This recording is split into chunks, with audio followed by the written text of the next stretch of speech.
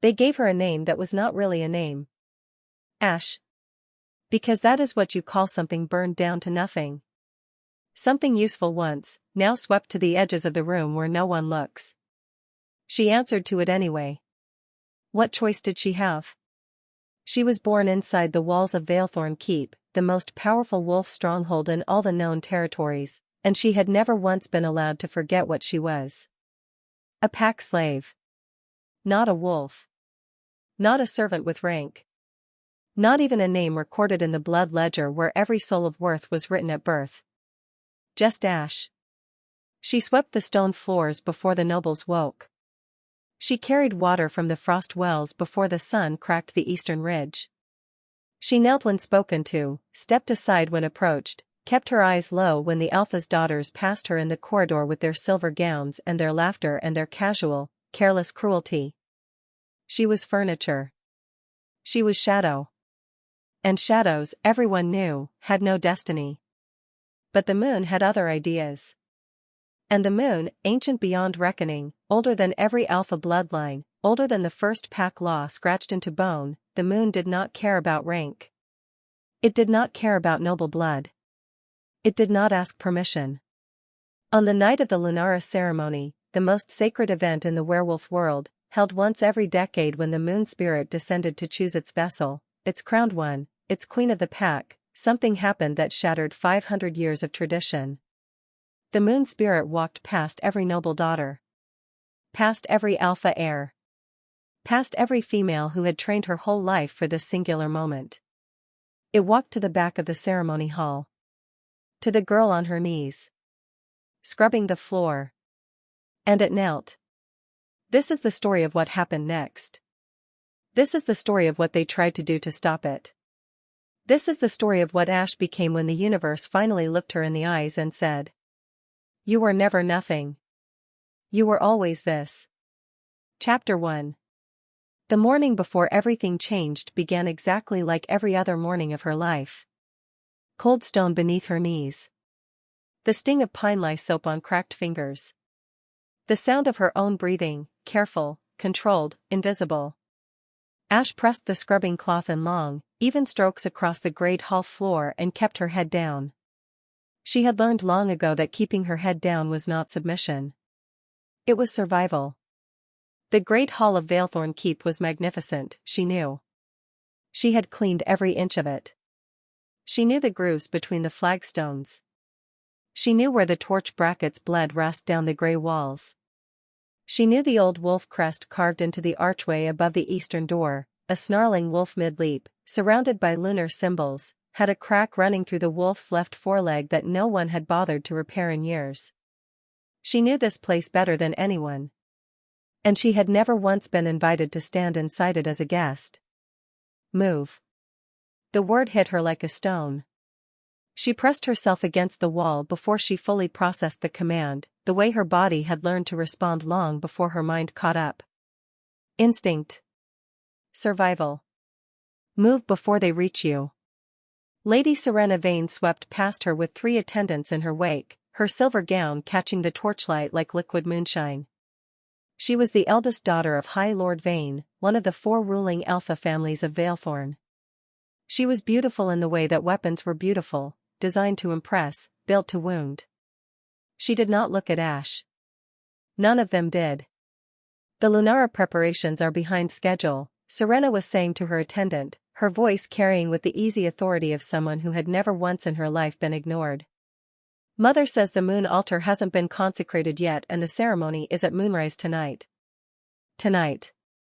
Ash had not forgotten. The whole keep had been building toward tonight for months. The Lunara ceremony. She had overheard the whispered reverence in every corridor, seen the frantic preparations, watched as rare moonbloom flowers were shipped in from the northern territories at extraordinary cost. Once every decade. That was how often the moon spirit descended. And when it did, it chose a vessel, the crowned one, a female wolf who would carry the moon's blessing for the next 10 years. Power. Foresight.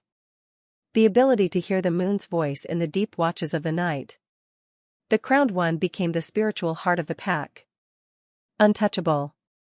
Sacred. Every alpha family had sent their daughters to compete. Serena Vane, Mira Duskhollow, Thessaly Ironpaw. Daughters of power.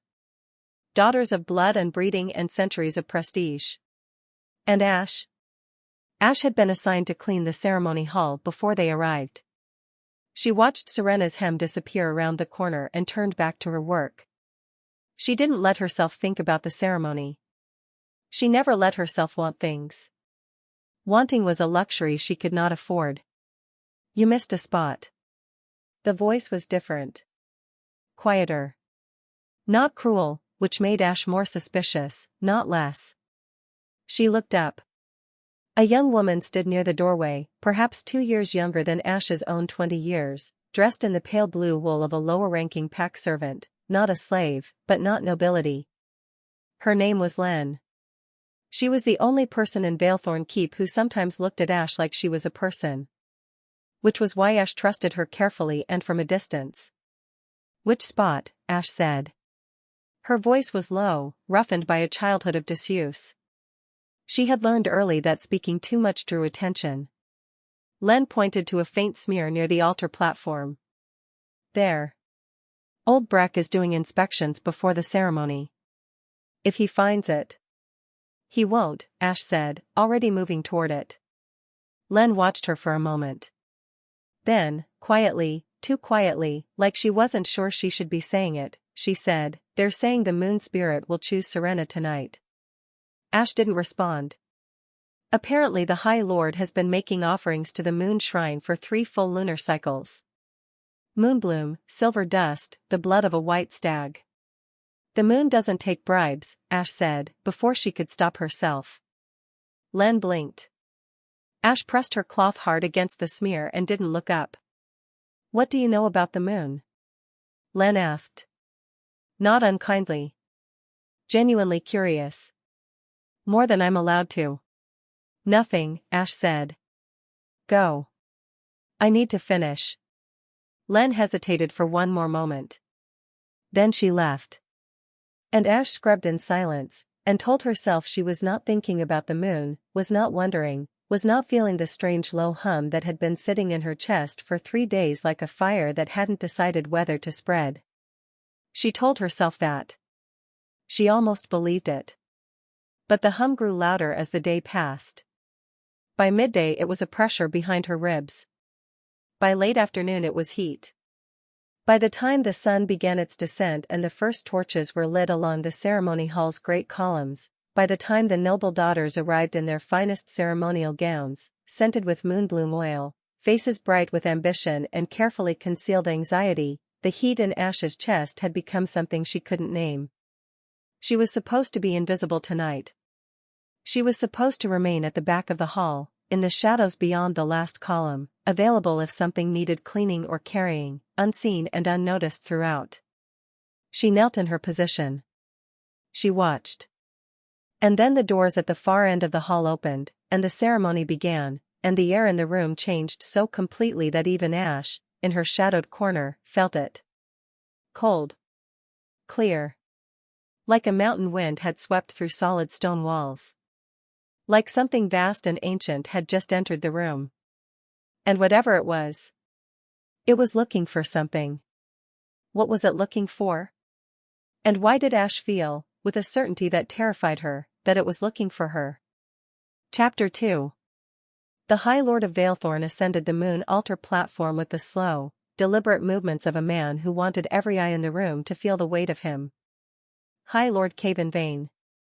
Broad-shouldered, silver-templed, draped in the ceremonial black and gold of the Alpha ruling class. His wolf form, they said, was the size of a war stallion. His voice, when he spoke in the packed hall, needed no amplification. Children of the moon, he began, the old formal words rolling out in the ancient tongue before shifting to the common speech. We gather as we have gathered before, and as we will gather again. To witness. To receive. To be chosen, or to be passed over. His eyes swept the assembled daughters with unmistakable meaning. One of you will be chosen. And I intend for it to be mine. Ash pressed her back against the stone column and watched from the dark. There were perhaps 40 wolves in the hall. The 4 alpha families, their retinues, a scattering of mid-rank pack members granted attendance as an honor. The noble daughters stood in a line before the altar, 7 of them, dressed in white and silver, their expressions arranged somewhere between serene and hungry. Serena Vane stood at the center of the line. She looked like she had already won. The moon spirit will descend at the peak of the lunar rise, High Lord Cavan continued. She will walk among the candidates. She will make her choice. That choice is sacred and cannot be challenged. He paused. His jaw tightened almost imperceptibly. Cannot be challenged, he repeated, as if reminding himself. Ash noticed that. She noticed most things people thought no one was watching. The ceremony itself was not dramatic. That was the part that always surprised those who expected theater. There were chants, low, rhythmic, the old words Ash had never been taught but somehow, disturbingly, half recognized. There was the burning of moonbloom on the altar, silver smoke curling toward the high rafters where the firelight couldn't reach. There was the deep, resonant sound of the ceremonial horns, 2 long notes and 1 short, 3 times repeated. And then silence. The torches dimmed. Not from wind. Not from any physical cause. They simply quieted, the way a person quiets before something greater. And then the moon spirit entered. Ash had heard descriptions. Everyone had. Stories passed down through generations, the spirit as a silver woman, or a wolf of pure light, or something that had no fixed shape at all but pressed at the edges of a form the way wind pressed at the edges of a sail. The reality was both simpler and more terrible. It was light. White silver light that moved with direction and intent, that drifted through the hall without touching the floor, that made the air around it taste like cold water and deep forest and something older than either. And it had attention. That was the part no description ever captured, the way the spirit's attention felt on your skin. Like being seen by something that could not be deceived. Like standing in the presence of a force that knew your name, your bone structure, the particular gravity of your soul. It drifted toward the line of daughters. Serena straightened. Mira Dusk Hollow drew a quiet breath. Thessaly Ironpaw's hands, Ash noticed, were trembling. The spirit paused before Serena. The room held its breath. Ash held hers. The spirit moved on. A collective flinch passed through the Vane family section. High Lord Cavan's composure cracked for just a fraction of a second, 1 rapid blink, jaw tightening, before he reassembled his expression into careful neutrality. Serena's chin dipped almost imperceptibly. The tiniest wound. The spirit moved down the line. It paused before each daughter. It considered. It passed. 1 by 1. All 7. The murmuring in the hall began low and confused, like the first drops of rain before anyone is sure a storm is coming. When the spirit had passed the final candidate without choosing, the confusion broke through the formal reserve like water through cracked stone. What does this mean? Has this happened before? Is there something wrong with the ceremony? Silence. High Lord Cavan's voice cracked across the hall like a blade. Everyone went still. The spirit stilled too. And then, slowly, with the inexorable patience of something that has all the time in the universe, it turned. It turned away from the altar. Away from the noble daughters.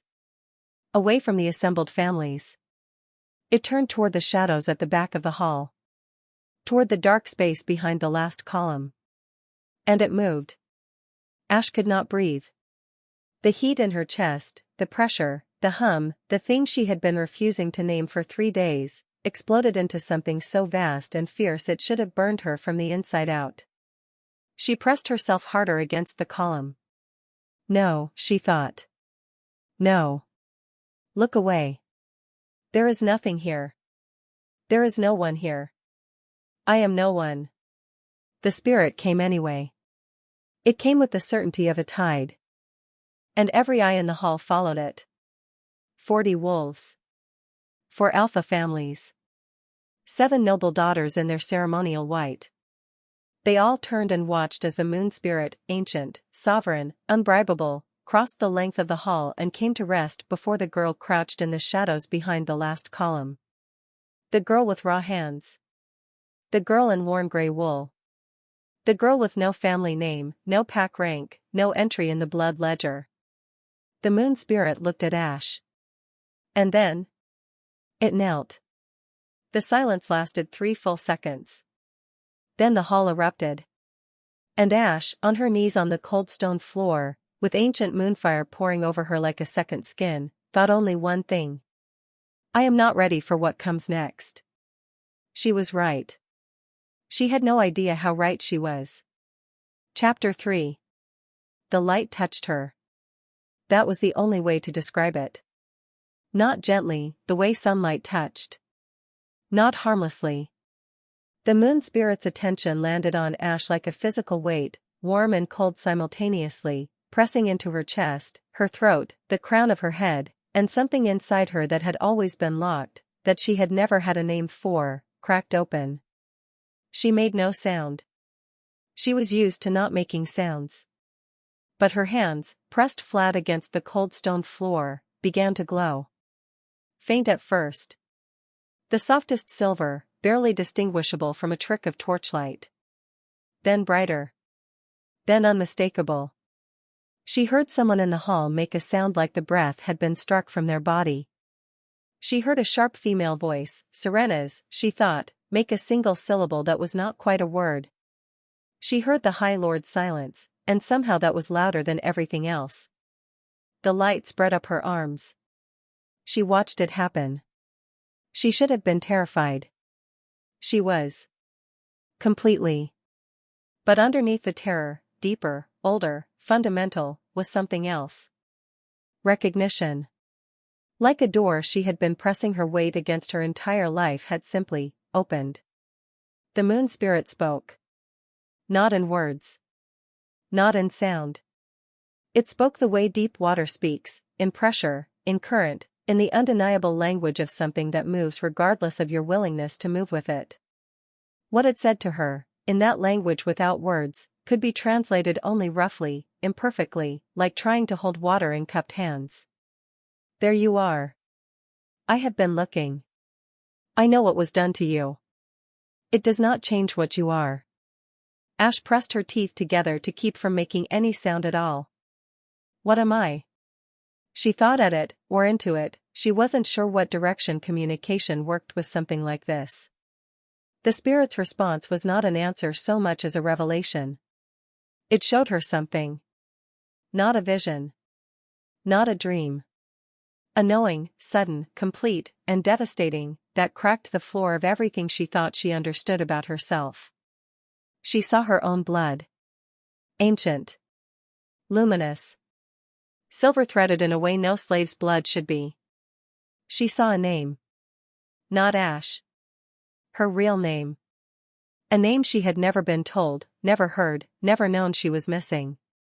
And she saw a face, a woman's face, fierce and dark-haired and burning with something between rage and grief, who looked so much like her that for one disorienting moment she thought she was looking in a mirror. Then the vision collapsed. The light receded.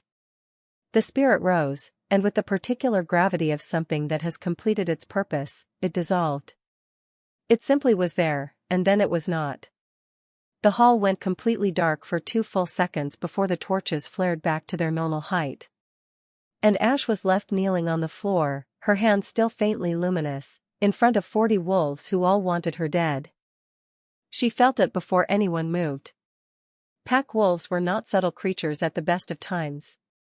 Their emotions radiated, she had learned to read them the way a sailor learned to read weather, as a matter of bare survival. And right now the hall was generating the particular atmospheric pressure she had learned to fear most. Not anger. Not even hatred. Disruption. The violent discomfort of a system that has been broken by something it cannot absorb. High Lord Caven Vane descended from the altar platform. Ash rose from her knees. She had not planned to. Her body simply refused to remain on the floor for what was coming. Some new instinct, raw and unnamed, arrived with the spirit's touch, straightened her spine before she gave it permission. Caven stopped. He looked at her, really looked at her, perhaps for the first time in the years she had spent in his keep, and what she saw in his face was not rage. It was calculation. That was more dangerous. "This is irregular," he said. To the room more than to her.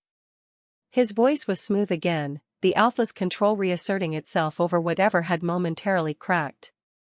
"An anomaly in the ceremony. The spirit is known to test. She was chosen."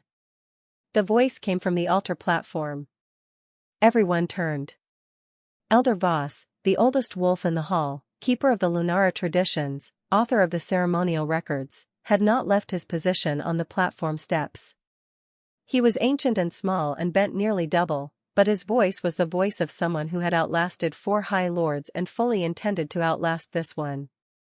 "She was chosen," he repeated, with the flat certainty of a man reciting mathematical fact.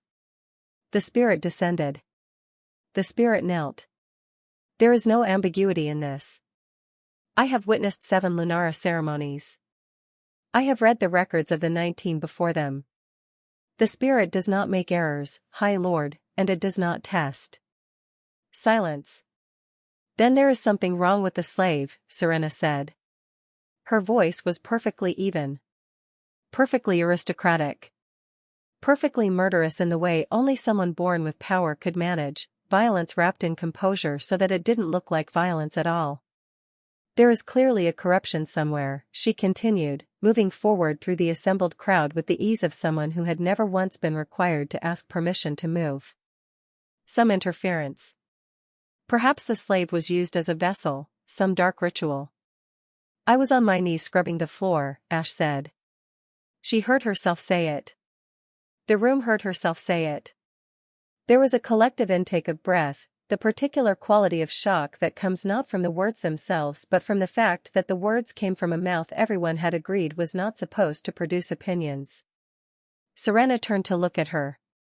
For a moment they simply looked at each other.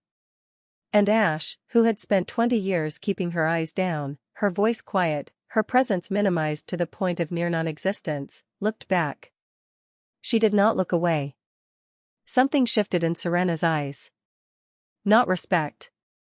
Not fear, not yet, anyway. But an adjustment. A recalibration. Like a predator who has been watching what it thought was prey and has just been given reason to reconsider. High Lord Caven looked between them. Then he made a decision. Ash could see it happen, the moment the calculation resolved into strategy. His expression smoothed completely. He turned to the hall with the ease of a man reshaping reality by describing it differently. "The ceremony is concluded for tonight," he said. "Elder Voss will consult the records. We will reconvene when there is clarity on the proper protocol for a fractional pause, unusual outcomes." He did not look at Ash again. He didn't need to. Because as the hall began to empty, wolves moving in clusters, the low urgent roar of disrupted conversation rolling through every group, 2 of the High Lord's personal guard materialized at Ash's shoulders. Not touching her. Not yet. But present. In the way that walls were present. Ash looked at the door Elder Voss had exited through. She looked at the guards. She thought about the name she had seen in the spirit's light, her real name, the one she hadn't been told. She thought about the woman's face. She thought about her blood, silver-threaded, ancient. She thought, whatever I am going to need to become it very quickly. Because the High Lord was already moving to bury her before she had a chance to rise. And she had just given him every reason in the world to try. What name had the moon given her? And who was the woman in the vision, the one with her face? Chapter 4. They put her in the stone room. Not the slave quarters where she normally slept, the long cold dormitory with 12 other girls on straw pallets, where the only warmth came from shared body heat and the distant memory of a hearth that hadn't been lit since the last cold season. No. They put her somewhere worse. A room with no window. No torch. No pallet. Just stone floor, stone walls, stone ceiling, and the particular quality of silence that exists only underground, dense and absolute and indifferent to whether you are breathing or not. 2 guards outside the door. She had heard the bolt slide. Ash sat with her back against the wall and her knees drawn to her chest and thought. This was one of her few advantages, she was very good at thinking in the dark. She had done it most of her life. When the noble daughters had tormented her as children, she had not cried, because crying required that you believe your pain matters. Instead she had gone somewhere internal, somewhere efficient, and worked through every available option like sorting stones, what could be moved, what couldn't, what needed to wait. She sorted now. The moon spirit chose me. She held that fact first, because it was the strangest and most dangerous. In front of 40 witnesses, including Elder Voss, who will not let it be erased. This was both her protection and her problem. The choosing had been witnessed. It could not be undone. But the High Lord had 40 years of political experience and a room full of people who benefited from pretending it hadn't happened. He will try to discredit it. Or me. She thought about Serena's face when their eyes met. Or eliminate the question entirely. She pressed her palms flat against the stone floor.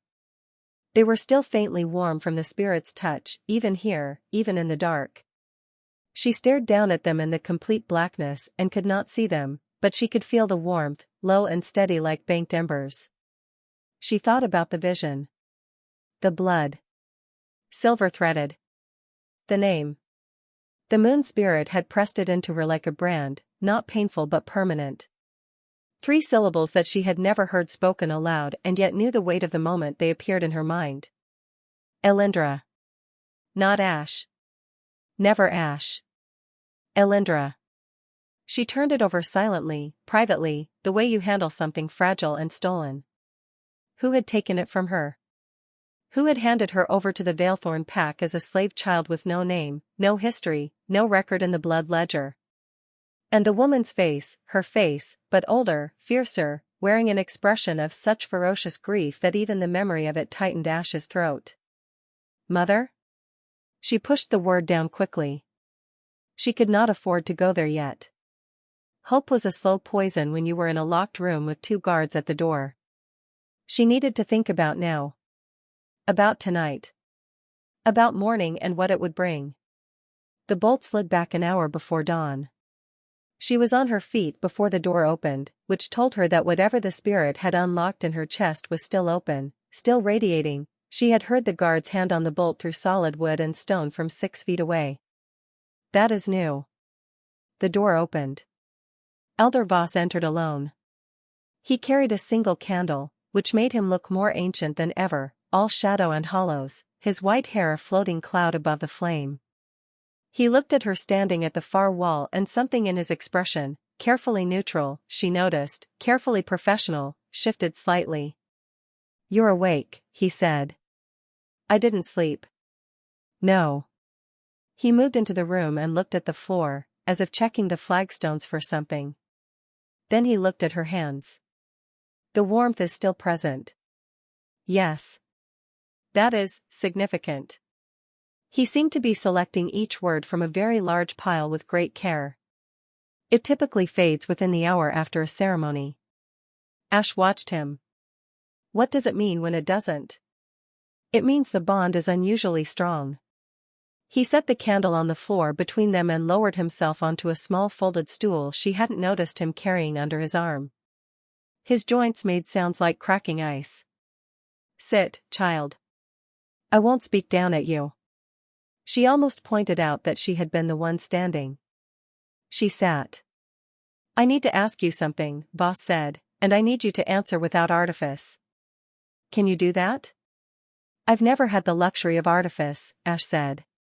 He made a sound that might have been approval. Did you do anything to invite the spirit's attention? Any ritual, any offering, any? I was scrubbing the floor, Ash said. For the 2nd time tonight. Yes. Voss nodded slowly.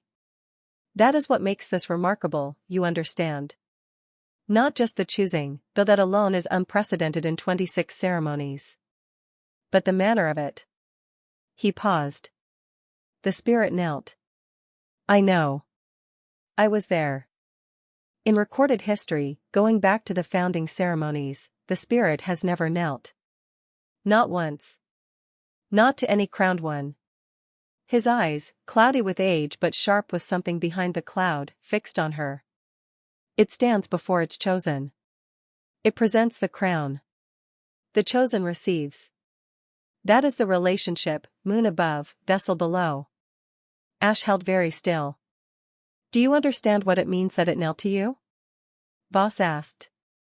No, Ash said honestly. Voss was quiet for a long moment. Neither do I, he said, with the particular weight of a man who has spent a lifetime knowing things. But I intend to find out. And in the meantime, he reached into the fold of his robe and produced a small object that caught the candle light. I need you to hold this. A pendant. Iron dark metal worked into a circular shape, a moon disk, she recognized, the same symbol carved into the archway above the eastern door. Old. Very old. The metal had the quality of something that had been handled by many hands over many centuries. She reached for it. The moment her fingers touched it, the warmth in her palms spiked so sharply she nearly pulled back. Nearly. She held on. The pendant pulsed once, a single rhythmic throb, like a heartbeat, and then settled. Voss exhaled. He had been holding his breath, she realized.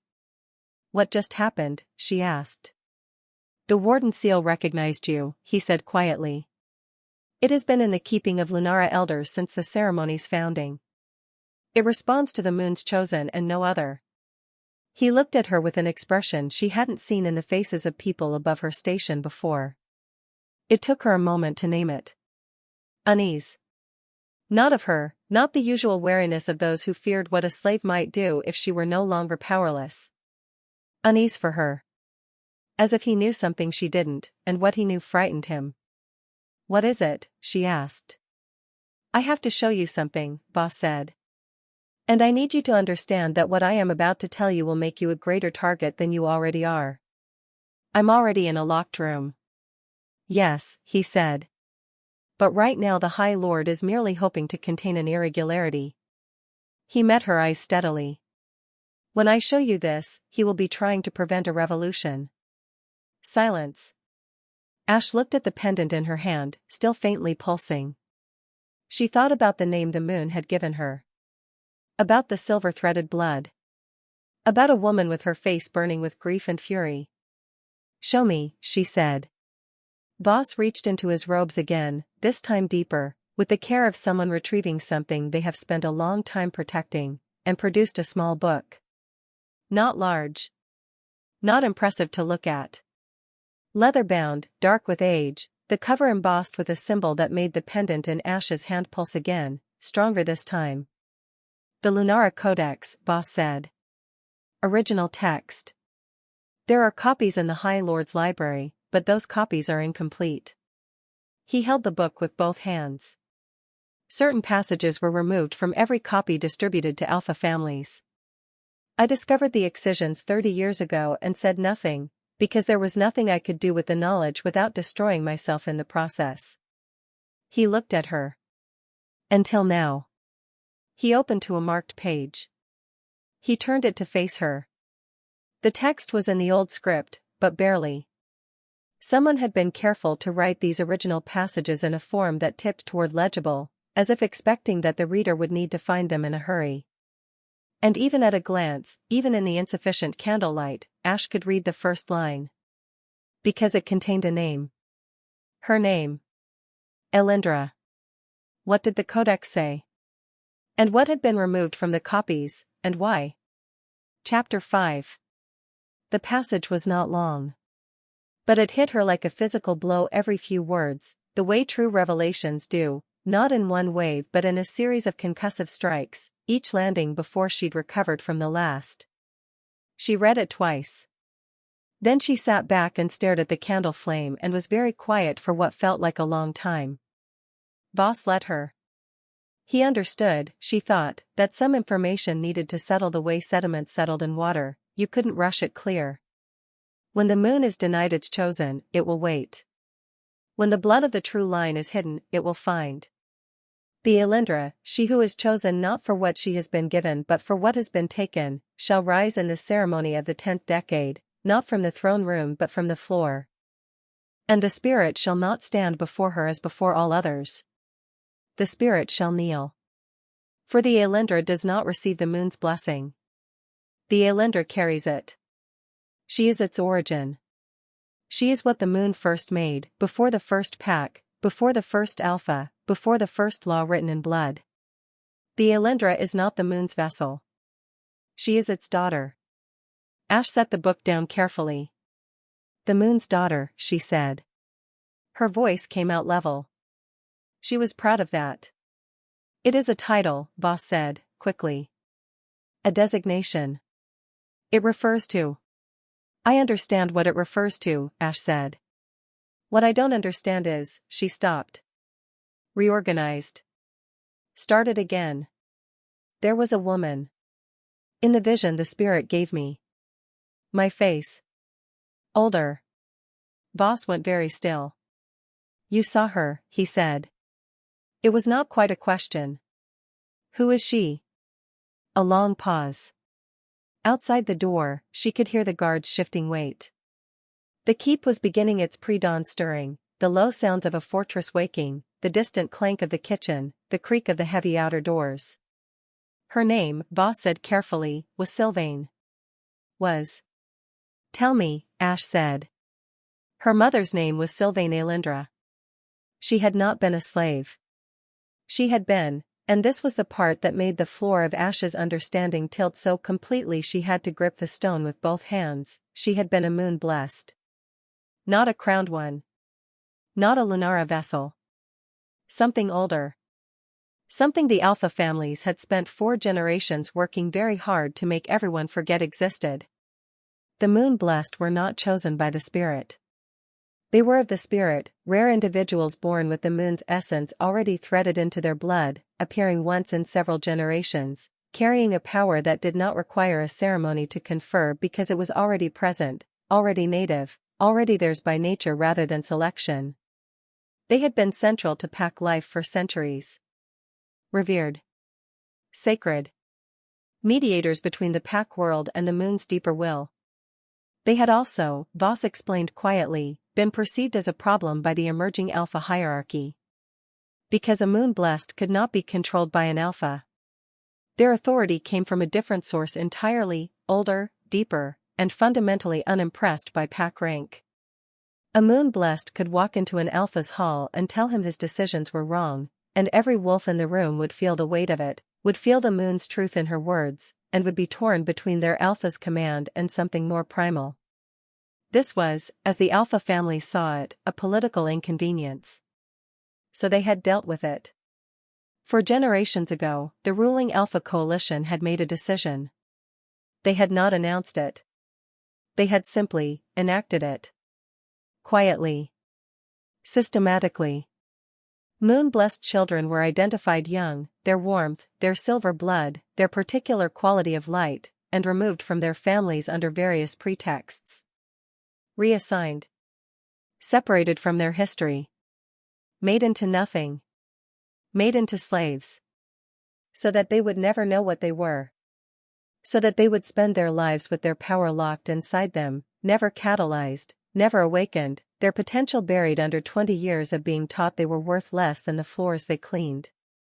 The practice had a name, in the old records. The dimming. Ash sat with this for a long time. The candle burned lower. She thought about her hands, cracked from lye soap. She thought about 20 years of averting her eyes, of making herself smaller, of the particular interior discipline required to survive being treated as furniture. She thought about Len's careful kindness and how rare it had seemed, how grateful she had been for something that should have been ordinary. She thought about her mother. Sylvain. Moon-blessed. Taken, probably, as a child. Or her child taken from her. Or both. My mother, she said. Is she? I don't know, Voss said. And his voice carried genuine regret, not the performative sympathy of someone managing a difficult situation. The records of the dimmed were deliberately destroyed. I know Sylvain existed because her name appears in the oldest sections of the Codex, the sections the Alpha families missed when they made their excisions, because they were written in a cipher that requires the warden's seal to decode. He nodded at the pendant in her hand. The seal showed me her name when I first found the hidden passages. 20 years ago. Ash looked at him. You've known for 20 years, she said quietly. Yes. And you said nothing. Not accusatory. Factual. No. He met her eyes. I said nothing. Because what could I have done? I am an elder, my authority is ceremonial. I have no power base, no guard, no army. If I had gone to the High Lord with this information, he would have destroyed the Codex and I would have had a fatal accident within a fortnight.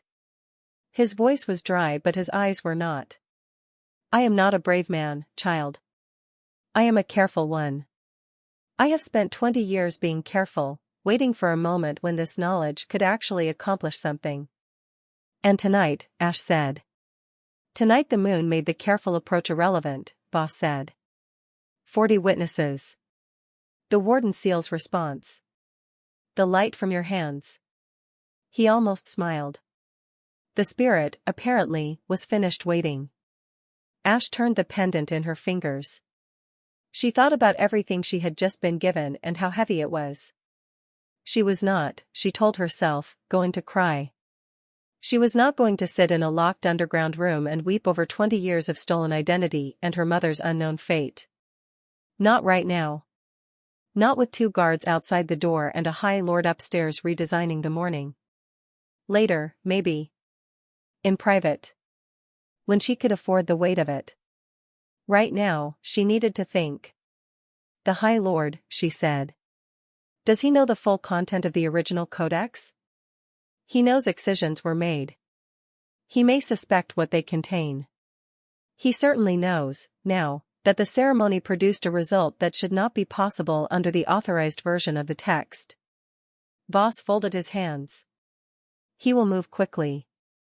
By dawn, I expect. What will he do? Voss considered this with the precision of someone who had spent decades observing powerful men making difficult decisions. He cannot kill you, he said. Not openly. The choosing was witnessed and killing the moon's chosen carries consequences even in alpha fears. But he can confine you. Control the narrative. Declare the ceremony invalid on some technical grounds and schedule a re-ceremony. During which I am unavailable, Ash said. Yes. Or dead of an accident. The thought had occurred to me. Ash stood. Her legs were steady. She was glad of that. The Codex, she said. Can you get it out of the keep? Voss blinked. I need you to take it somewhere safe. Somewhere it can't be destroyed. She met his eyes. Can you do that? He studied her for a moment. Then he straightened, slowly, with the effort of very old joints, and some part of his expression that had been carefully suppressed for a long time came forward. Yes, he said. I believe I can. Good. Ash handed him back the pendant. He looked surprised. Keep it with the Codex, she said. I don't need the object. Whatever the spirit gave me tonight, it's already here. She pressed one hand flat against her sternum. It's not going anywhere. He took the pendant. He moved toward the door. Then he stopped. Aelindra, he said. She looked at him. It was the first time anyone had ever called her by her real name. Her throat did something complicated. She pressed it back down. Be careful who you trust in this keep, he said. The High Lord has long arms. And tonight, everyone who matters now knows what you are. He knocked twice on the door. It opened. He left. And Ash stood in the dark room with her real name ringing in her skull and thought. They have no idea what they made me. 20 years of this place. I know every corridor. Every weakness. Every door. I know who talks in their sleep and who drinks too much before the night watch. I know where the hidden passages run and which guards can be bribed with extra rations and which ones are true believers. I know this keep the way I know my own hands. They built their own undoing. And they gave it a broom and called it Ash. But knowing the keep was not the same as having allies. And what was coming would require both. Chapter 6. His name was Caelan Dusk Hollow. Not Caven. Not any of the Vane family. The second son of Lord Eldrick Dusk Hollow, which meant in practical terms that he was powerful enough to be taken seriously and unimportant enough to be left alone. He had no title to defend, no alpha seat to inherit, no political position that required him to perform the elaborate theater of noble pack life. He had watched the ceremony from the East Gallery. Above the main floor, back from the railing, in the shadows where second sons often found themselves, present enough to fulfill obligation, obscure enough to actually see what was happening. He had seen everything. He had seen the spirit move through the noble daughters. He had seen it pass Mira, his own sister, without pausing. He had seen it cross the hall. He had seen the slave girl begin to glow. And he had seen her, in the aftermath, amid the chaos of disrupted nobles and his father's rapidly reshuffled political calculations, stand up from the floor and look directly at Serena Vane with an expression that no slave he had ever encountered had worn. Not defiance. Something older than defiance. Certainty. He had been thinking about that expression since he found out about the underground room from the senior guard captain, who told him because Caelan had, over the years, built the particular kind of relationships with the keep's working soldiers that a man built when he spent more time with them than with the nobility. He had also found out that Elder Voss had visited her before dawn, and left 30 minutes later, and that the High Lord had scheduled a private council meeting for the hour after sunrise. The timeline concerned him. He stood in the corridor outside the underground room and looked at the two guards and thought about what he was doing. He was the second son of a secondary alpha family. He had no particular power in this situation. He also had no particular stake in the outcome, except that he had watched something extraordinary happen last night, and something in him that was constitutionally allergic to watching extraordinary things be buried by men with political agendas was deeply, inconveniently activated. I need a few minutes with the girl, he told the guards. They looked at each other. High Lord's orders are. I know what the High Lord's orders are. He kept his voice easy, uninflected, the tone of someone who is not asking. I'm not contravening them. I'm not removing her. I want 5 minutes. The guards did what guards who were not entirely sure of their authorization did. They stepped aside. He knocked. A pause. Come in, said a voice that was nothing like what he'd expected. He had expected, what? Tears, maybe. Or the muted, flattened effect of someone who had spent years learning to be invisible.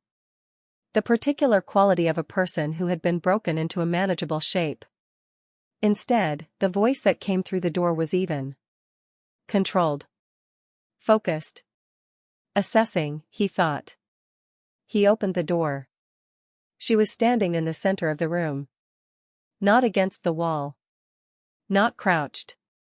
Not performing smallness in any of the dozens of ways he had seen the keep slaves perform smallness. Standing in the center of the room, arms at her sides, watching him enter with eyes that were doing something extremely rapid and contained behind their surface. She had dark hair, unremarkable, though in the candle he'd brought, he noticed it had a particular quality in the light, like black stone that catches a vein of silver. Her face was, he made himself think about this practically, the way one catalogued tactical information, angular. Strong-featured. There was nothing soft about it. There was nothing soft about any of her. And her hands, he noticed, were still faintly warm. Second son of Dusk Hollow, she said. Caelan. He stopped. You know who I am, he said. I know everyone in this keep, she said. I've been here 20 years. He thought about that for a moment. Right, he said. Of course you have. He set the candle on the floor, there was nowhere else, and crouched down next to it, which put him at a lower elevation than her standing, which he suspected was not accidental on either of their parts. "I watched last night," he said. "I know. East Gallery." He blinked. "You saw me?" "I see everything," she said. "That's what happens when no one looks at you." He looked at her for a moment. Then he said, "The High Lord's meeting this morning is going to produce a decision about you. I don't know exactly what that decision will be, but I know Cave in Vain, and I know that the decision will not be in your favor." "I know," she said. "You need to be out of this room before that meeting concludes." "I know that too. Do you have a plan?" She considered him. He felt the weight of that consideration, the particular quality of being evaluated by someone who had spent 2 decades in close proximity to every important person in this keep and was extremely good at reading whether a person was an asset or a liability. He made himself stay still under it. "Why are you here?" she asked. "I watched the spirit kneel," he said simply. "And I've spent the last 20 years watching this keep operate on a set of rules that have nothing to do with actual worth or actual power and everything to do with birth order and family name. Last night something happened that broke that system completely." He paused. "I don't think systems that are broken deserve to be repaired." She looked at him for a long time. "That's a very easy thing to believe," she said, "when you're inside the system." "Yes," he said. "It is." He didn't offer anything more. He'd meant what he said, and he'd said it plainly, and he wasn't going to pad it with justifications. She seemed to weigh this. "The East Servants' Passage," she said, finally. "Behind the 4th tapestry from the altar end. You know it?" "I do. It runs to the outer courtyard through the old laundry cellars. There are no guards on the laundry cellar because they haven't been used since High Lord Caven had the new washrooms built 7 years ago." He nodded slowly. "You've been planning an exit," he said. "I've been cataloging exits for 5 years," she said. "In case I ever needed one. And now you need one. Now I need one." He reached into his cloak. He produced a key, small, iron, worn with use, and held it out. She looked at it. "Outer East Gate," he said. "My family maintains the secondary access. No one else has this key but me." She didn't take it immediately. "What do you want in return?" she asked. And he said, and he meant it, and she would remember it later, when it mattered, "I want to watch what happens next." She took the key. Her fingers were warm where they brushed his hand. He stood and moved to the door and paused. "There are 2 things you should know," he said. "The first is that Elder Voss left the keep an hour ago. On horseback. Carrying something." She absorbed this. "Good," she said quietly. "The second thing," he said, "is that you are not the only slave in this keep who was taken under the dimming." He watched her face very carefully. "There are 3 others." The quality of the room changed. Not physically. But he felt it. "How do you know that word?" she asked. "I am a second son," he said. "And I read too much." He left. And Aelindra, stood in the dark room with the key in her warm hand and revised everything she had thought the morning would require. It was bigger than her escape. It had always been bigger than just her. 3 others. 3 others whose names had been taken, whose blood had been buried, whose power had been locked inside them by 20 years of being treated as less than nothing. She was going to need to find them before the High Lord found her. The question was whether she had enough time. 3 others carried the moon's blood in silence. And somewhere outside the keep, Elder Voss was riding hard with the only document that could prove everything. The morning was already burning. Chapter 7. She moved through the keep like water. Like she had always moved, quiet, peripheral, present without being noticed. The difference was that now she was moving with purpose instead of servitude, and the distinction felt like the difference between walking in chains and walking barefoot on open ground. Same feet. Different weight entirely. The servants' passage behind the fourth tapestry was exactly where she'd catalogued it. Narrow. Low-ceilinged. Smelling of old stone and a particular coal dust smell of spaces that hadn't been breathed in for years. She moved through it without a torch. She didn't need one. That was new. She noticed it with the clinical part of her mind that had been cataloging new things since the spirit's touch. She could see in the passages near total dark with a clarity that shouldn't have been possible. Not bright as day, but enough. Shapes and edges rendered in low silver tones, like moonlight had taken up residence behind her eyes. Another thing that will terrify them, she noted. Good. But she wasn't going to the outer courtyard yet. Not without the others. She had known them for years. Not known them, known them. Known their faces, their routes, their rhythms, the way you knew anyone you moved alongside every day without ever being invited to speak to them directly. 3 others. As Kaelin had said. But she had suspected it longer than that. She had felt something in the proximity of certain people, a warmth, a resonance, like pressing your hand against a wall and feeling through the stone that there is a fire on the other side. She had never let herself examine the feeling too closely. Now she needed to move fast. The first was Ren. He was not a girl. She had always noticed that, in the way you noticed things you weren't supposed to notice, the moon-blessed were traditionally assumed to be female, which was one of the ways the dimming had worked so efficiently. No one had thought to look at the quiet, angular boy who carried water from the frost wells every morning before dawn. Ren was 19. Tall now, though he'd been a small child when she'd first become aware of him, she could remember, distantly, the year he'd arrived. No explanation given. Suddenly present, like the keep had simply generated him from the stones. His hands had the same quality of warmth. She had noticed it 2 years ago when they'd both reached for the same water vessel and their fingers had briefly overlapped and she'd felt recognition. The way tuning forks recognize each other's frequency. She'd said nothing. She'd always said nothing. She found him at the frost wells. Of course. He rose before anyone.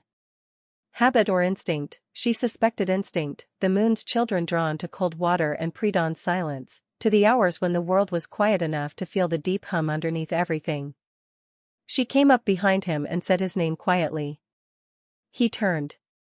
And she understood immediately that some part of him had been waiting for this moment, not consciously, not with any articulation, but waiting the way a door waits for the right key. His eyes dropped to her hands. The warmth was still visible, if you knew to look. A faint luminosity. He looked up. Last night, he said. His voice was low and rough with the same quality of careful disuse as hers. I felt it. Even here, in the wells. I felt. I know, she said. I need you to listen quickly and trust me, and I will explain everything once we're outside the walls. A pause. A short one. All right, he said.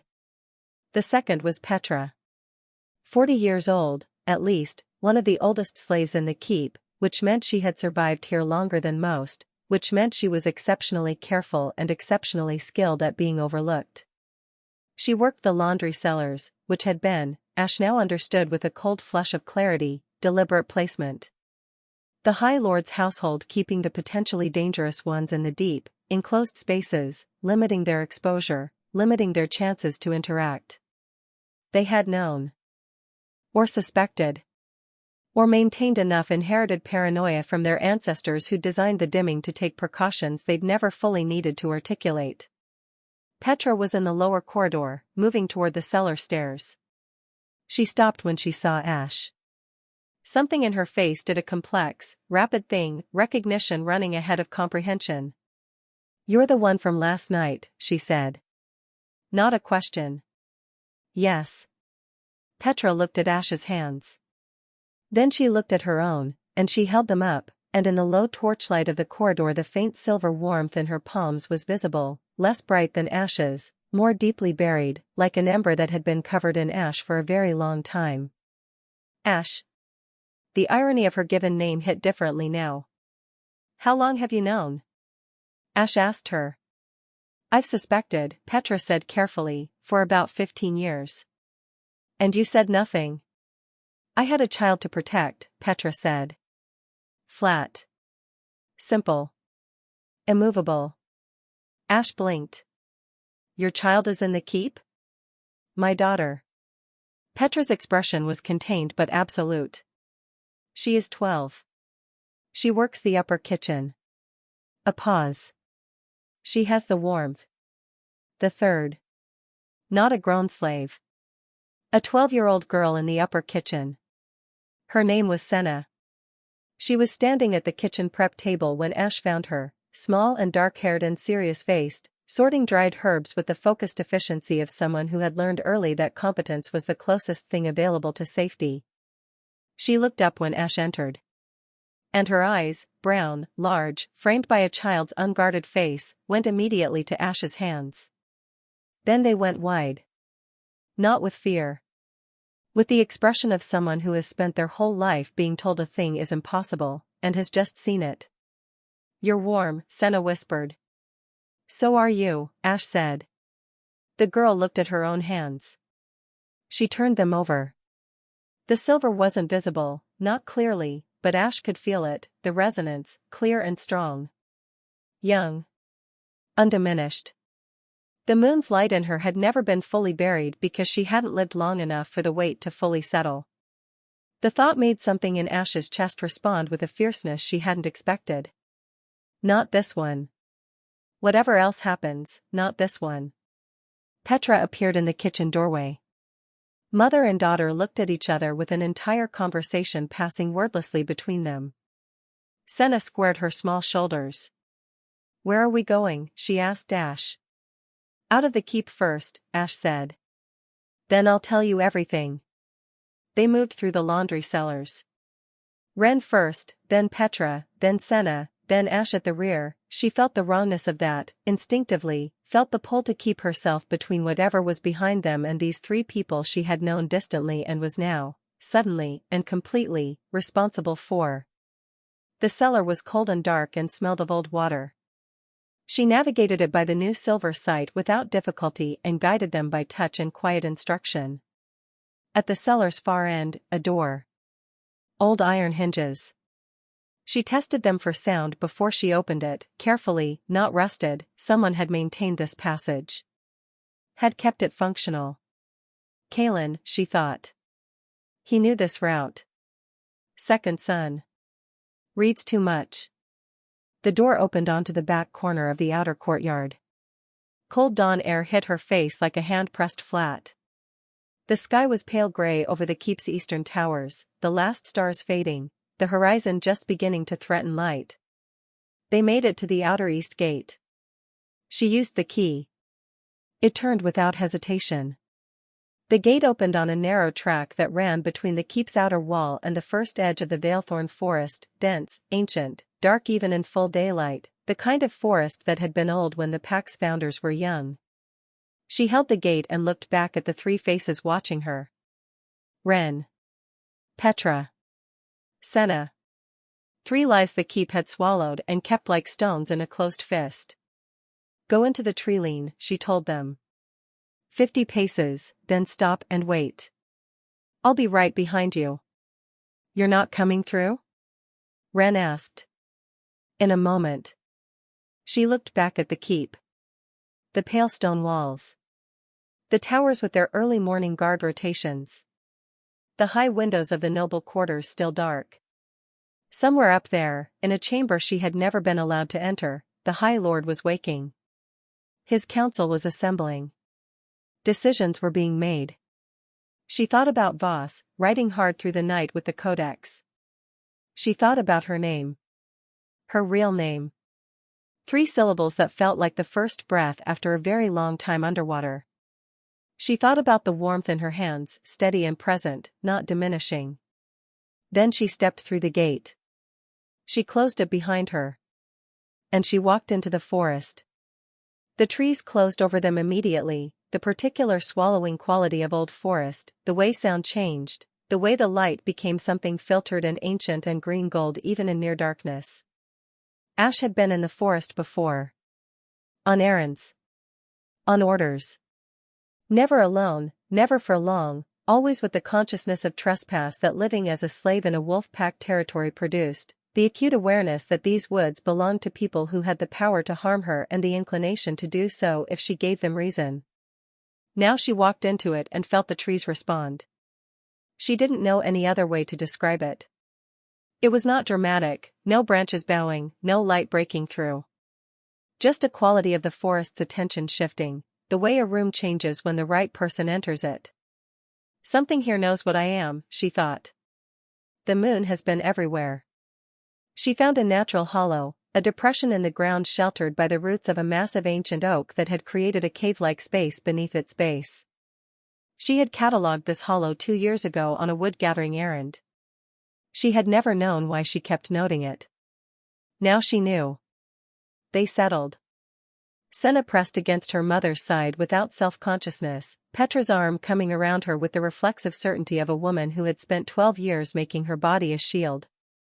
Ren sat with his knees up, his hands resting on them, watching Ash with careful eyes. "Tell us," he said. So she did. She told them about the Lunara ceremony. About Voss and the Codex. About the dimming, and she watched the information land differently in each of them. For Ren, something old and unresolved resolved with a quiet click, like a bone setting. For Petra, the anger was not new, only newly confirmed, which made it cleaner. For Senna, it was the first time the foundational rawness of her life had been named, and she received it the way children receive difficult truths when they are told them plainly and respected, with stillness, then with a very specific kind of focus. "So we were taken," Senna said. Her voice was careful and much older than 12. "Taken from families who—" "Yes," Petra said, her voice tight. "And you," Senna said to Ash. "You're different from us." Ash looked at her. "The spirit didn't just choose you," Senna said. It wasn't a challenge. It was an observation from someone paying close attention. It knelt. "That's in the Codex?" "Yes." Senna turned her hands over and looked at them, and the expression on her face was the purest distillation of everything this situation was, a child in a forest, running from people who feared what she might become, looking at the light in her own skin and deciding what to do with it. "What do we do now?" she asked. Good question, Ash thought. What do we do now? The answer was, she didn't fully know yet. She had gotten them out of the keep. She had the key, the forest, the dawn. But the High Lord would find the underground room empty within the hour. And then? A sound.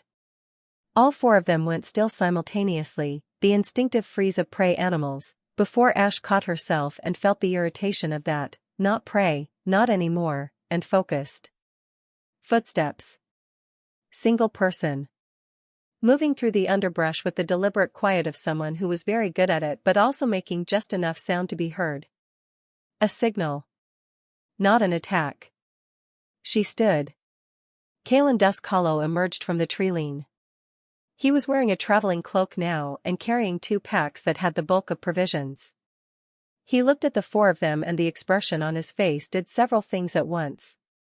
You found the others, he said. You knew about them, Ash said. I knew there were 3. I didn't know who. He set the packs down. I brought what I could from my quarters without being seen. Food. A fire starter. And this. He produced a small folded document from inside the cloak. She took it. It was a hand-drawn map. Detailed, careful, annotated in small neat script. She looked at it. Then she looked up. This marks a location 6 days north, she said. In the Ashvale Mountains. Yes. What's there? He held her gaze. A monastery, he said. Built around a moon shrine. Predating the Alpha Coalition by 4 centuries. They were never part of the dimming, they refused the Coalition's jurisdiction. They still maintain the old records. A pause. And they have been waiting. Waiting for what? His expression was very careful. For the Aelindra, he said quietly. The name in his mouth, her name, landed differently than when Voss had said it. Less like a discovery and more like something being returned. In the hollow, Senna made a small sound. Ash glanced back at her. The girl's hands were lit. Not faintly. Brightly. All four of them looking at Senna's 12-year-old palms, glowing silver in the dawn forest like cupped moonlight. "We should go," Senna said matter-of-factly. "They're coming." And then they heard it, far behind them, from the direction of the keep, clear in the cold morning air. The hunting horn. The High Lord's signal. The search had begun. 6 days to the mountain monastery. And the hunt already sounding behind them. Chapter 8. They ran. Not blindly. Not in panic. Ash set the pace and the direction, using the map, using the new silver sight, using 20 years of catalogued knowledge about the Valethorn Forest's boundaries and the patrol routes she had memorized from guard rotation schedules overheard in corridors no one expected her to be paying attention in. The hunting horn had sounded twice. The second call confirmed it, a pursuit, not a general alert. Which meant they knew the direction. Which meant someone had told them. "Stay in the trees," she told them, without slowing. "Single file. Step where I step." The forest floor was wet with pre-dawn damp, which helped, muffled footfall, muffled scent. But wolf packs tracked by scent as much as by sight and sound, and a pack in full pursuit used everything available. She needed the river. The Vale Run, it ran northeast through the forest, cold and strong from the mountain snowmelt. Water broke scent trails. Not perfectly, not permanently, but enough to buy time and confusion. "How far to water?" Wren asked from directly behind her. She noticed he had positioned himself at the rear of the line, instinctively, putting himself between Senna and whatever was behind them. He doesn't know why he did that, she thought. But the moon is already working in him. "A mile," she said. "Maybe less." The girl. "I'm fine," Senna said, from the middle of the line.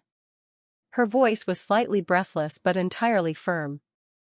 They reached the river. It cut through the forest in a steep-banked rush, cold and dark, the water carrying the bite of high altitude even this far down the range. Ash waded in without hesitating, the cold hit like a blade, immediate and merciless, but she felt the moon's warmth in her chest pushing back against it, keeping her functional. She looked back. Wren went next, his jaw tight, silent. Petra lifted Senna as they waited. "I can walk," Senna said. "I know you can," Petra said, and did it anyway. Kalen came last, his traveling cloak bundled under one arm to keep it clear of the water. They moved upstream for 20 minutes, using the riverbed, before Ash found a rocky outcrop where they could exit without leaving a trail in the soft bank. She led them out. The horn hadn't sounded again. In the silence, in the deep forest, moving fast and north, Ash had space to think. The hunt was real and it would be sustained. The High Lord would not send 3 men and give up by noon. This was a political crisis of the highest order, and Cavan Vane had not survived 40 years at the top of the pack hierarchy by responding to crises casually. He would send his best trackers. He would send wolves in full shift, 4-legged, fast, capable of speeds no human runner could match. He would. She stopped. Everyone behind her stopped. She turned to Kalen. "The trackers," she said. "What pack members would he use?" Kalen thought quickly. "Senior hunters. Probably 4 or 5 teams. And," he paused. "His daughter." "Serena doesn't hunt," Ash said. "She does when it matters to her personally," Kalen said. "And this," he looked at Ash carefully, "matters to her personally." Of course it did. The girl who was supposed to be chosen. The destiny that had been redirected. The slave who had, from Serena's perspective, stolen something that had always been hers by right of blood and breeding and 20 years of preparation. Serena would run this herself if she could. Ash filed this under accelerating complications and kept moving. By midday they had covered significant ground. The forest had begun its transition to something older and wilder as they moved north, the managed woodlands around the keep giving way to truly ancient growth, trees so large their root systems created entire landscapes above ground, the canopy so dense that midday arrived as a low-grade emerald twilight. They stopped to rest and eat in a narrow ravine where a rocky overhang provided cover. Kaelin distributed provisions with the efficiency of someone who had actually thought about what would be needed and planned accordingly. Ash ate quickly, barely tasting it, her attention already moving ahead to the terrain on the map. Senna sat beside her. Children, Ash had observed in her years of proximity, had two modes in crisis, completely useless, or completely focused, with nothing between. Senna was clearly the second kind. "Teach me something," Senna said. Ash looked at her. "What I can do," the girl said. "The light. I've always felt it but I don't know what it is or how it works or," she paused. "I think I should know. In case something happens." "Smart child." "I barely know myself," Ash said honestly. "But you know more than me." "Fair." Ash thought for a moment about how to explain something she was discovering in real time. "It's not a skill," she said finally. "It doesn't work like a skill. It's more like, do you know how sometimes you're in a dark room, and your eyes adjust, and eventually you can see? It's like that. The moon's light is already there. It's always been there. You just have to stop covering it." Senna looked at her hands. She didn't try to force anything. She just unclenched, somewhere internal. The way you unclenched a hand you hadn't realized was fisted. The warmth in her palms brightened perceptibly. Senna's expression cycled through wonder, adjustment, and then a fierce, quiet calm. "Good," Ash said. "Is this what they're afraid of?" Senna asked. "Yes. Because if there are 4 of us now." "Yes. And if there were more?" "Yes," Ash said. "Now you understand." Ren appeared at the ravine's edge. His face had the particular quality of someone reporting something they wished they weren't. 3 wolves, he said. Half a mile south. Moving slow, tracking, not running. They haven't found the trail yet." Everyone was on their feet. "How do you know?" Kaelin asked. Ren held up his hands, the faint warmth visible, pressing outward. "I can feel them," he said, with the slightly stunned quality of someone who has just discovered a sixth sense mid-emergency. "Like heat signatures. Moving through the forest." Ash looked at him. "He's further along than I realized." "Can you tell how many total?" she asked. He focused. His eyes went distant in the particular way of someone listening to something in a frequency others couldn't hear. 7. 3 tracking south. 4 moving to flank around the east side of the forest." A pause. "One of them is running hot. Angry." He looked at Ash. "That one is moving fast." "Serena." "We need to move," Ash said. They moved. The rest of the afternoon was distance and discipline, Ash setting a pace that pushed them to the edge of sustainable, keeping the map in her mind, watching the light shift through the canopy as the sun tracked west. She was aware of the others the way she hadn't been aware of people before. Not just seeing and hearing them, feeling them. The moon's warmth made a network among the 4 of them, she was discovering, a low resonance that conveyed proximity and state. She knew without looking when Senna was tiring. She knew when Ren's awareness spiked with new information. She knew, with a certainty she couldn't explain, when the trackers to the south changed direction. "They've picked up something," she said. "The river?" Ren asked. "Maybe. We move faster." "Senna." "I said I'm fine," Senna said, and she was keeping pace, the light in her palms steady, her breathing controlled. Whatever the moon's presence did for endurance, it was doing it. Kaelin ran beside Ash, close enough to speak quietly. "There's a way station on the map," he said, pointing to a mark she'd already noted. "An old shepherd's shelter built into a ridge. It's defensible and has a clear view of the approaches." "How far?" 2 hours at this pace. Then we run. They reached the way station as the sun hit the treeline. It was exactly as the map suggested, a low stone structure built into the natural rock of a ridge, barely distinguishable from the landscape itself, the kind of shelter that existed because mountain territory was brutal and even the oldest packs understood that survival required places to stop. Single room. Stone walls. Old fire pit. A narrow entrance that could only be approached from one direction. Ash stood in the entrance and felt the position like a physical thing, defensible, with elevated sight lines, 3 possible exits through the back of the ridge. Good. She turned. Kalen was watching her. "You've been doing this your whole life," he said. It wasn't quite an accusation. Doing what? Preparing.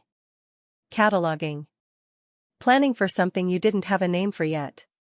She held his gaze. "Yes," she said. He nodded slowly. Then he moved past her into the shelter to help Petra settle Senna, who had finally, with a 12-year-old's practicality, accepted that she was tired.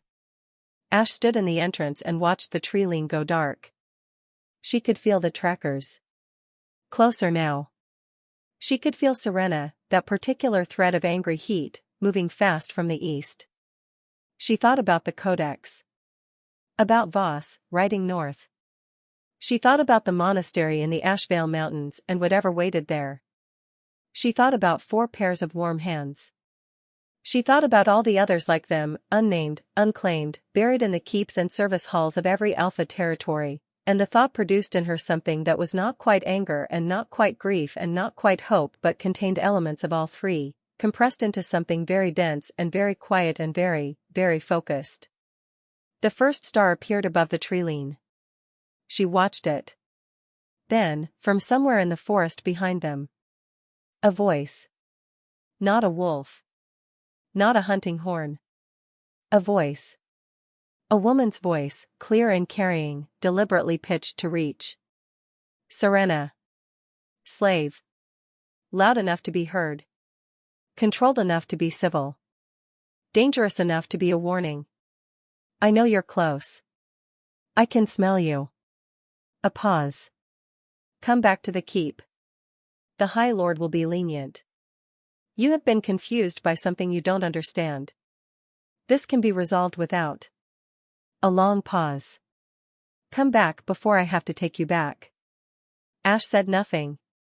She remained in the entrance of the way station, in the dark, and looked at the stars coming out above the treeline, and was quiet. After a moment, Ren appeared at her shoulder. "She's still moving," he said quietly. "Closer." "I know. What do we do?" Ash thought about the question. Thought about the answer that had been forming since the underground room. Since the codex. Since the spirit's warmth in her hands. She turned from the treeline to face him. "We don't run," she said. He waited. "Not anymore." She looked at her hands, steady, warm, lit. "We've been running since we were born. We have been taught that running is the only option available to people like us." She raised her eyes to meet his. "The moon did not choose me to keep running," she said. "It chose me to turn around." From the forest below, another sound, closer, now. The sound of something large and fast and very angry moving through underbrush. Ash stepped forward. Into the dark. Into the open ground before the ridge. And she let the light in her hands go fully bright for the first time. Silver white and blazing, it cut through the forest dark like a signal fire. Like a declaration. "Here I am. Come and see what you are hunting." The light met the dark. And everything changed. Chapter 9. Serena Vane shifted back to human form 20 feet away. The shift was controlled, fluid, the practiced ease of an alpha-blooded wolf who had been trained in the discipline of her nature since childhood. One moment wolf, silver-gray, large, moving with the low-slung speed of a predator, and then, between one breath and the next, standing. She was still in her ceremonial attire from the night before, Ash noticed. She had not gone back to the keep to change. She had simply run. That said something about the state of her. Serena Vane, composed, aristocratic, weapon-beautiful Serena, had spent the entire day running through the forest in the silver gown she'd worn to the ceremony where she was supposed to be chosen. The gown was ruined now. Torn at the hem, mud-dark, leaves caught in her hair. She looked at Ash standing in the open ground with the moonfire in her hands, and her expression was the most human Ash had ever seen it. Raw and furious, and underneath both of those, something that looked, unexpectedly, like grief. They stood 20 feet apart. The forest was very quiet. "Turn it off," Serena said. "No," Ash said. A pause. "You're making this harder than it needs to be," Serena said. "I'm not doing anything to you," Ash said. "I'm standing on the ground." "You are standing there with," Serena stopped. Her jaw tightened. "You have no idea what that thing in your hands means. You have no context for it, no training, no." "I know exactly what it means," Ash said. "I was told this morning. I know about the dimming. I know about the codex. I know about the moon blessed and what was done to them." Silence. Serena's expression did something complicated. "Boss," she said. "He's already gone," Ash said. The calculation moved through Serena's face like weather. She was very fast, Ash had always known, fast thinking, fast adjusting, the quick strategic mind of someone who had been raised in political waters and learned to swim in them before she could walk.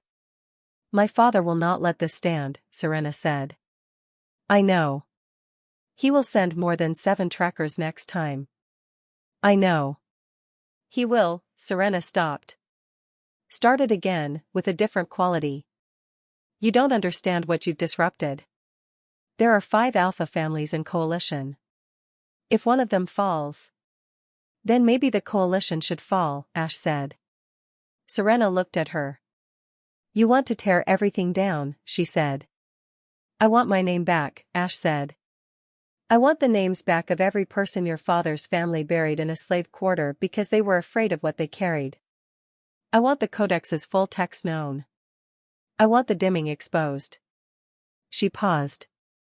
"If that tears everything down, then what was built on it didn't deserve to stand." Something shifted in the 20 feet between them. Not resolution. Nothing so clean. But a shift. Serena's hands were not glowing. She carried no moon's warmth, no silver light, no resonance. She was simply a wolf, alpha-blooded and powerful in the conventional sense, standing in a torn silver gown at the edge of her world's disruption. And something in her face, beneath the fury, beneath the grief, was listening. "You were prepared your whole life," Ash said, and she made it not an attack. Just a fact. 20 years. Everything aimed at last night. "Yes," Serena said. Tightly. "And the spirit passed you." "Yes." Through her teeth. "That must have," Ash started. "Don't." Serena's voice cracked like a whip. "Do not. I didn't come out here for your sympathy." "No," Ash agreed. "You came out here to take me back. But you've been standing here for 3 minutes and you haven't moved toward me. Why is that?" A long pause. The forest breathed around them. Serena looked at the light in Ash's hands, the steady, blazing silver, and the expression on her face was one Ash had never expected to see there. Wonder. Suppressed immediately. Furiously. "But there. What does it feel like?" Serena asked. Against her will. Almost against her will. "Like being fully awake," Ash said. "For the first time." Silence. Serena looked away. She looked at the tree lean, at the stars coming clear above the canopy, at the ridge behind Ash where the way station's narrow entrance sat dark and quiet. She was building toward a decision. Ash let her build it. Pressure would end this as a confrontation. Silence might end it as something else. "The Codex," Serena said finally.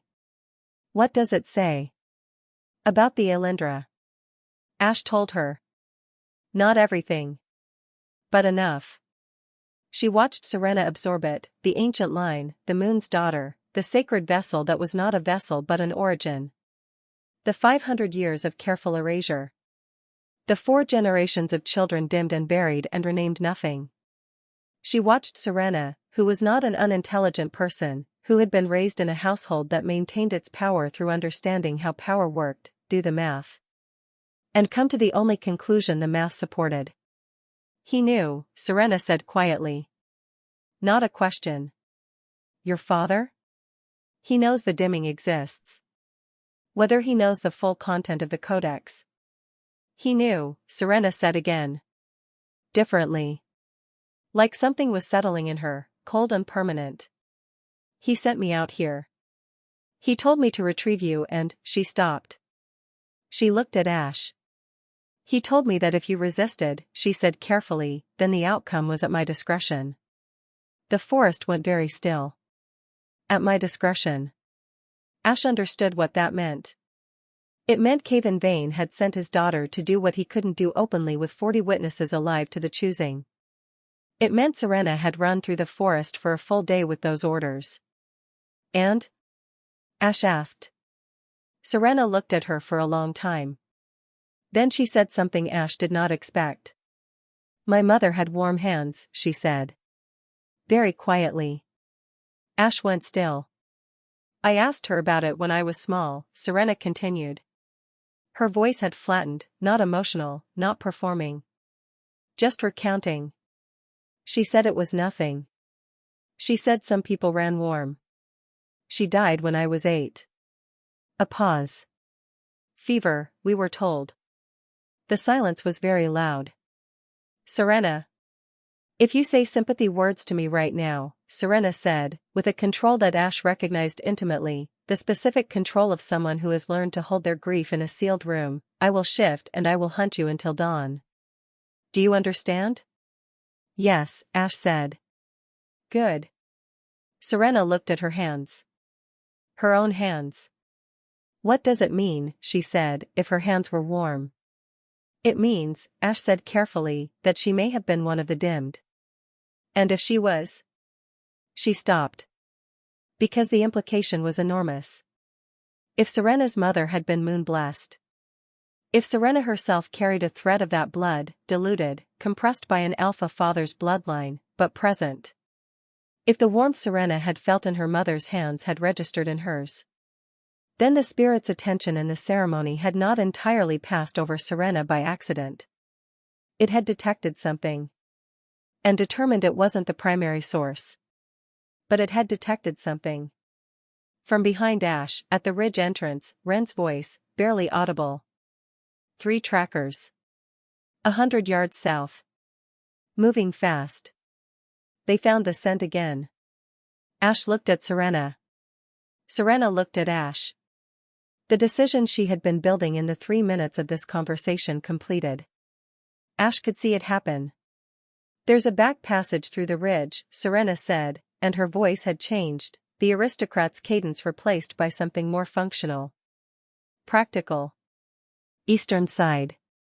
Comes out a mile north of the main forest boundary. The trackers don't know it. Ash waited. My father hunts and controls by controlling the map, Serena said. He tells everyone there is one route. One way. One path available. She looked at Ash with an expression that was fierce and complicated and still raw with the ceremony's wound but moving through it towards something on the other side.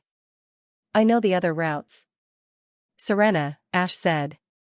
Don't make it sentimental, Serena said sharply. I am not doing this for you. I am doing this because my mother had warm hands and I want to know what that means before anyone else in my family gets to decide what it means for me. She turned toward the ridge. Now move. The trackers are not going to wait for your emotional moment. They moved. Through the ridge, through the back passage Serena navigated from memory, the 5 of them, Ash, Ren, Petra, Senna, Kaelin, following a 6th, the High Lord's daughter, in a ruined silver gown, leading them deeper into the dark on a road her father had no map for. Behind them, at the way station entrance, the 3 trackers arrived. Found the empty hollow.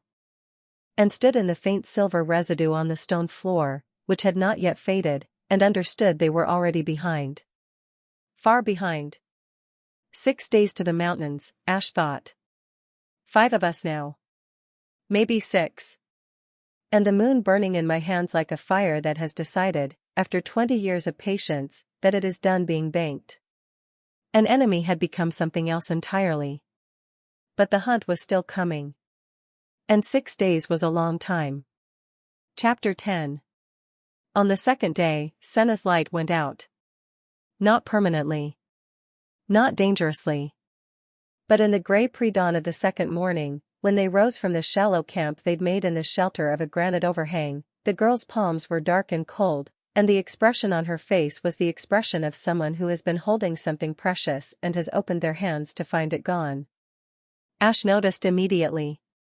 She said nothing for a full 10 minutes, watching Senna move through the morning's preparations, quiet, contained, performing competence with the focused discipline of a child who had learned that showing need was risky.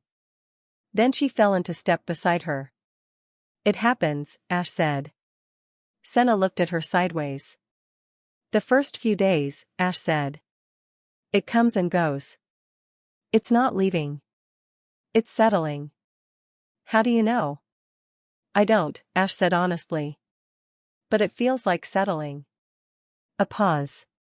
"It feels like loss," Senna said. "Yes," Ash said. "Those feel the same sometimes." The girl thought about this with the focused seriousness she brought to everything.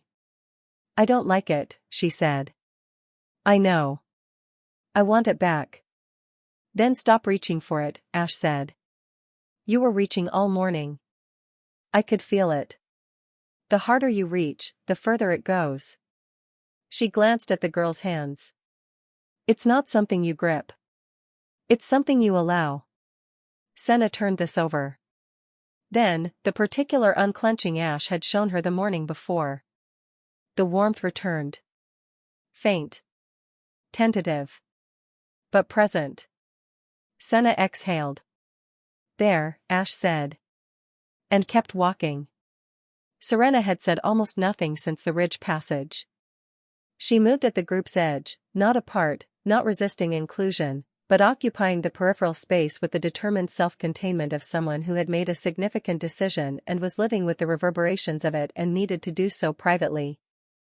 Ash watched her without appearing to watch her. She understood the need. She did not press. But on the afternoon of the second day, when the terrain began its first serious climb toward the mountain foothills and Kaelin fell back to manage a loose pack strap, Serena drifted, almost inadvertently, to walk alongside Ash. They walked in silence for a while.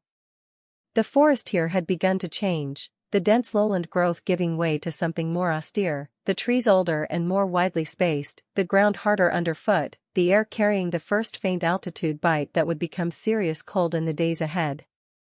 "My father will have sent a rider north," Serena said. "Not conversationally. Just factually. To warn the territories ahead of us." "I know," Ash said. "Every pack holding between here and the Ashvale Range will be watching for a group of 6. "I know." Serena glanced at her. "You don't seem particularly concerned." "I'm extremely concerned," Ash said. "I'm just not performing it." Something shifted in Serena's face, a fractional adjustment, the closest she'd come to a smile in 2 days. Not a warm one. But present. "There is one holding between here and the mountains that my father cannot easily reach," Serena said. "The Thornwall settlement. Old pack, pre-coalition. They have never formally accepted the Vane family's jurisdiction." Ash looked at her. "You know it?" "I studied every territory within 5 days of Valethorn as part of my preparation for the crowned role," Serena said, with a dry precision that contained multitudes. "The crowned one is expected to know the geopolitical landscape." "Useful preparation," Ash said. "Yes," Serena said. "Isn't it?" They looked at each other briefly. The distance between them was not gone. It would not be gone for a long time, maybe never completely, maybe always carrying the mark of 20 years of casual cruelty and the particular wound of last night's ceremony. but it had changed shape. Something in it was working towards something else. The Thornwall pack, Ash said. Could we pass through openly? Or would we need to negotiate? Their alpha is a woman, Serena said. A rare thing in the current coalition. The male-dominant families have marginalized her for years. A pause. She might be receptive to a conversation about systems that exclude people based on what they are rather than who they are. You think she'd help us? I think she has reasons of her own to be interested. Serena looked ahead at the climbing terrain. I think my father has underestimated how many people quietly resent the system that benefits him. Yes, Ash thought. Exactly that. Ren ranged ahead and behind as they traveled. The moon's sensitivity in him had sharpened dramatically over the second day, the way a muscle responds when finally used, growing stronger with each hour of application. He could feel approaching wolves at 200 yards now, could track their intention in the quality of their warmth, whether they were alert, whether they were searching, whether they were simply moving through their territory. On the afternoon of the second day he came back from a ranging run ahead and his face carried information. The forest ends 3 miles north, he said. Open ground between the tree line and the first mountain foothills. No cover. About a mile of exposure. Daytime crossing would be visible, Kalen said. Then we cross at night, Ash said. The temperature drops severely at this altitude after dark, Petra said. She had the practical authority of a woman who had spent decades staying alive in difficult circumstances. Senna. We wrap her, Ash said. Kalen, you have the extra wool? Yes. And we move fast, Ash said. We don't linger in the open. There's something else, Ren said. Everyone waited. In the open ground. Halfway across. He looked at Ash with the particular expression of someone delivering news that doesn't make conventional sense. There's something warm. Fixed. Not moving. Not a wolf. He paused. It feels like us. They waited for full dark. In the last hours of the forest shelter, they rested and ate, and the group settled into the particular quiet of people who have been moving together long enough to develop an unspoken rhythm. Petra mended a tear in Senna's boot with the small kit she'd had the foresight to take from the keep. Ren sharpened the single short blade Kalen had brought, not because he had training with it, but because the motion seemed to center him, gave his hands something focused to do. Kalen sat near Ash and spread the map between them. Thornwall is here, he said, marking it. If Serena's assessment is correct, we could reach it by end of day 3. The monastery is here, his finger traced northeast, another 3 days past Thornwall, assuming weather cooperates. Weather, Ash said. He looked at the sky. The mountain air had been thickening all afternoon, a particular gray quality that people who lived near mountains learned to read early. Snow, he said simply. Of course, Ash said. He almost smiled. She noticed the almost. Why did you help us? She asked. Not for the first time, she'd asked in the keep, and he'd answered about watching and systems. But that had been the first hour. This was the second day. The distance between an impulse and a commitment was measured in exactly these kinds of hours. He thought about the question. I told you, he said. You told me the beginning of the answer, she said. The part that sounds clean. I want the part that's messier. He was quiet for a moment. I am the second son, he said. I have my whole life been inside the system, adjacent to its power, benefiting from its protections, aware of its costs, unwilling to pay those costs myself. He kept his eyes on the map. I watched what you survived. Not heroically. From a distance, from the gallery, from corridors where I could have said something and didn't. You can't fix 20 years of inaction with one night's decision, Ash said. Not harshly. Factually. No, he agreed. But you start somewhere. She looked at him for a long moment. He looked back. There was something in his steadiness, the particular quality of a man who had made a decision and was not making theater of it, not asking for recognition, just holding it, that landed differently than she expected. She looked away before it could mean something she wasn't ready for. "We should move," she said. The open ground was everything Wren had described. A broad, wind-swept plateau between the forest edge and the first mountain foothills, cold and exposed and brilliant under a full moon that made the white frosted grass glow silver. The irony of the moonlight was not lost on her. They crossed in near silence, fast and low, Senna bundled in Kaelin's extra wool, moving without hesitation because hesitation in open ground was its own danger. Ash felt the thing Wren had mentioned before she saw it. Warmth. Fixed. Midpoint of the plateau. A stone. Ancient granite, twice her height, set into the ground with the permanence of something placed before memory. It was carved, worn almost smooth by centuries of weather, but the shape still present beneath the erosion. Lunar symbols. The same ones from the keep's archway, but older, the originals, she understood, that the keep's carvings had been copying. And warm. The stone was warm under her palm. In the midnight cold of a mountain plateau, with frost on the ground and the wind pulling at their cloaks, the ancient granite was warm as a hearthstone. Everyone stopped. Everyone touched it. Even Serena. Ash watched Serena press her palm flat against the carved surface and felt, across the new resonance the moon's presence had built between them, the faint warmth that lived in Serena's blood respond. Serena felt it too. She didn't speak. She stood with her palm on the stone and her eyes closed, and her expression was the most unguarded Ash had seen it. "What is this?" Petra asked. "A moonstone," Ash said. "Placed by the old builders. Before the Alpha Coalition. Before the pack laws." She kept her hand on it. The warmth fed upward into her chest, clean and deep and steadying. They marked the routes. The paths the moon blessed used. The network of stones across the territories. She stopped.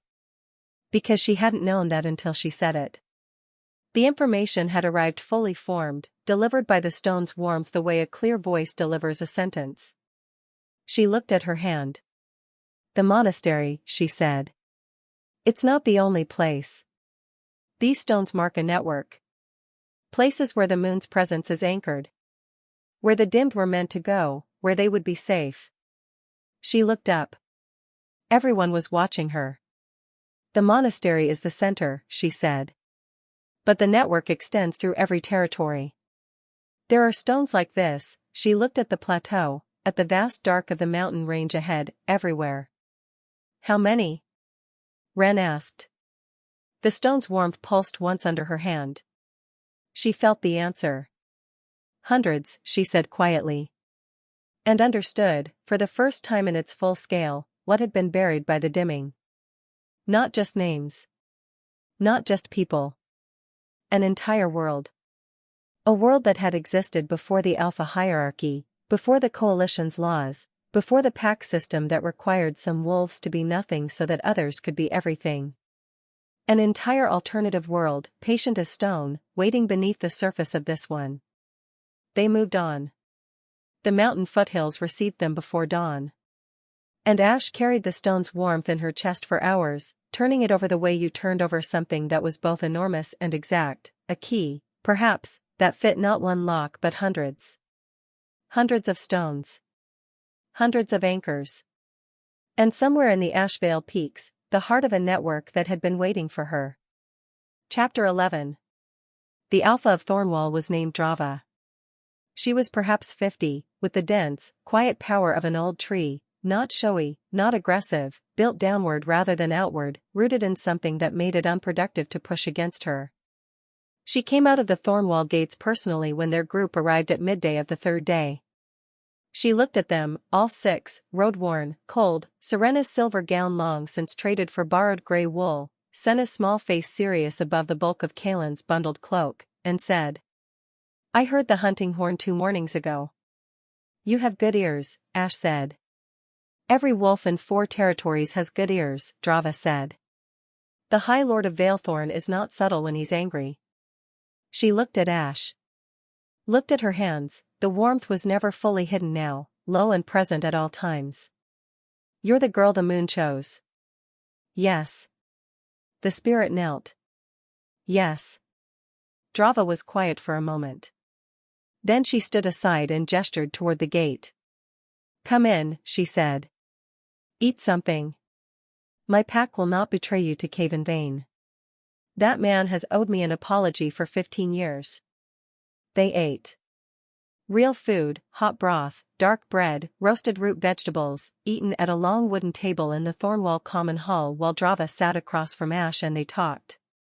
Drava listened to the codex's contents with the focused stillness of someone confirming what they had always suspected. The dimming, she said, when Ash finished. We called it other things. Disappearances. Accidents. Children who vanished from families and were never found. She wrapped both hands around her clay cup. I lost a nephew. 14 years ago. He had. She stopped. Looked at her hands.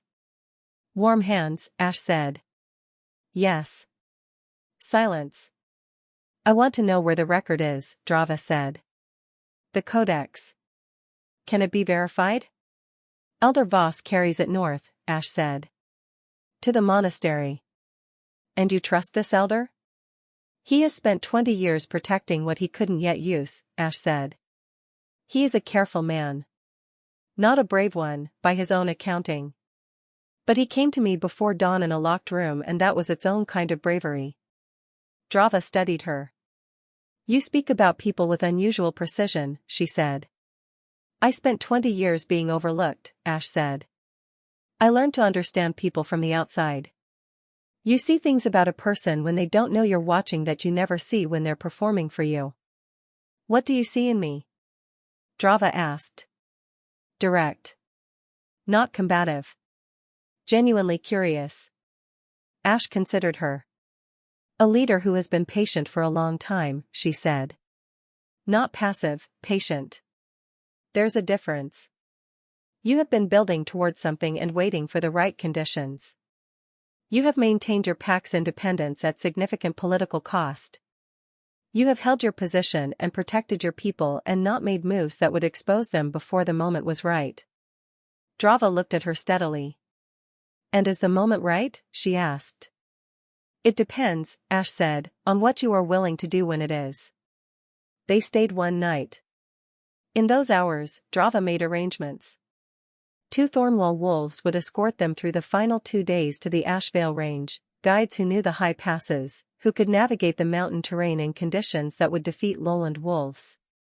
She also, quietly and without announcement, sent riders to 3 other pack holdings in the region, pre-coalition settlements, old blood, independently minded. People who had their own reasons to listen. Ash saw the riders go out. She said nothing. But she understood what Drava was doing. She was not simply giving them passage. She was beginning a conversation. In the Thornwall guest quarters, stone-walled, simply furnished, warm with a proper fire for the first time since the keep, Ash sat alone for an hour before the others woke for the early departure. She sat with the fire and thought about the network of stones. She thought about her mother's name. Sylvain.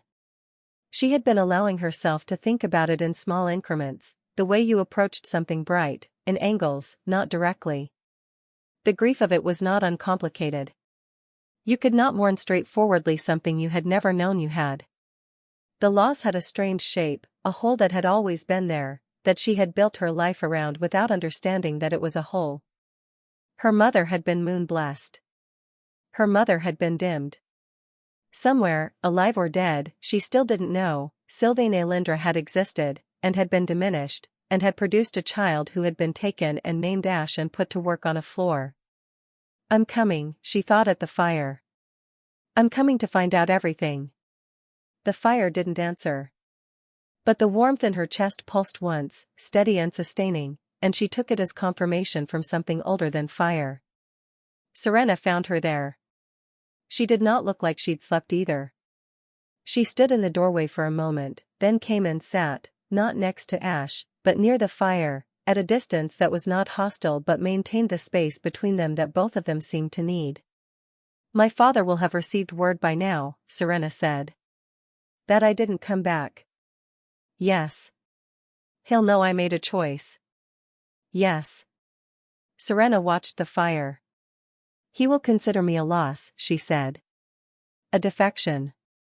He will move to protect the family name and the political position. Mira Dusk Hollow will be positioned as his favored candidate for whatever comes next. Ash watched her. You knew this when you made the choice, Ash said. Yes, Serena said simply. Not dramatically. Just confirmed. I knew. Another silence. Can I ask you something?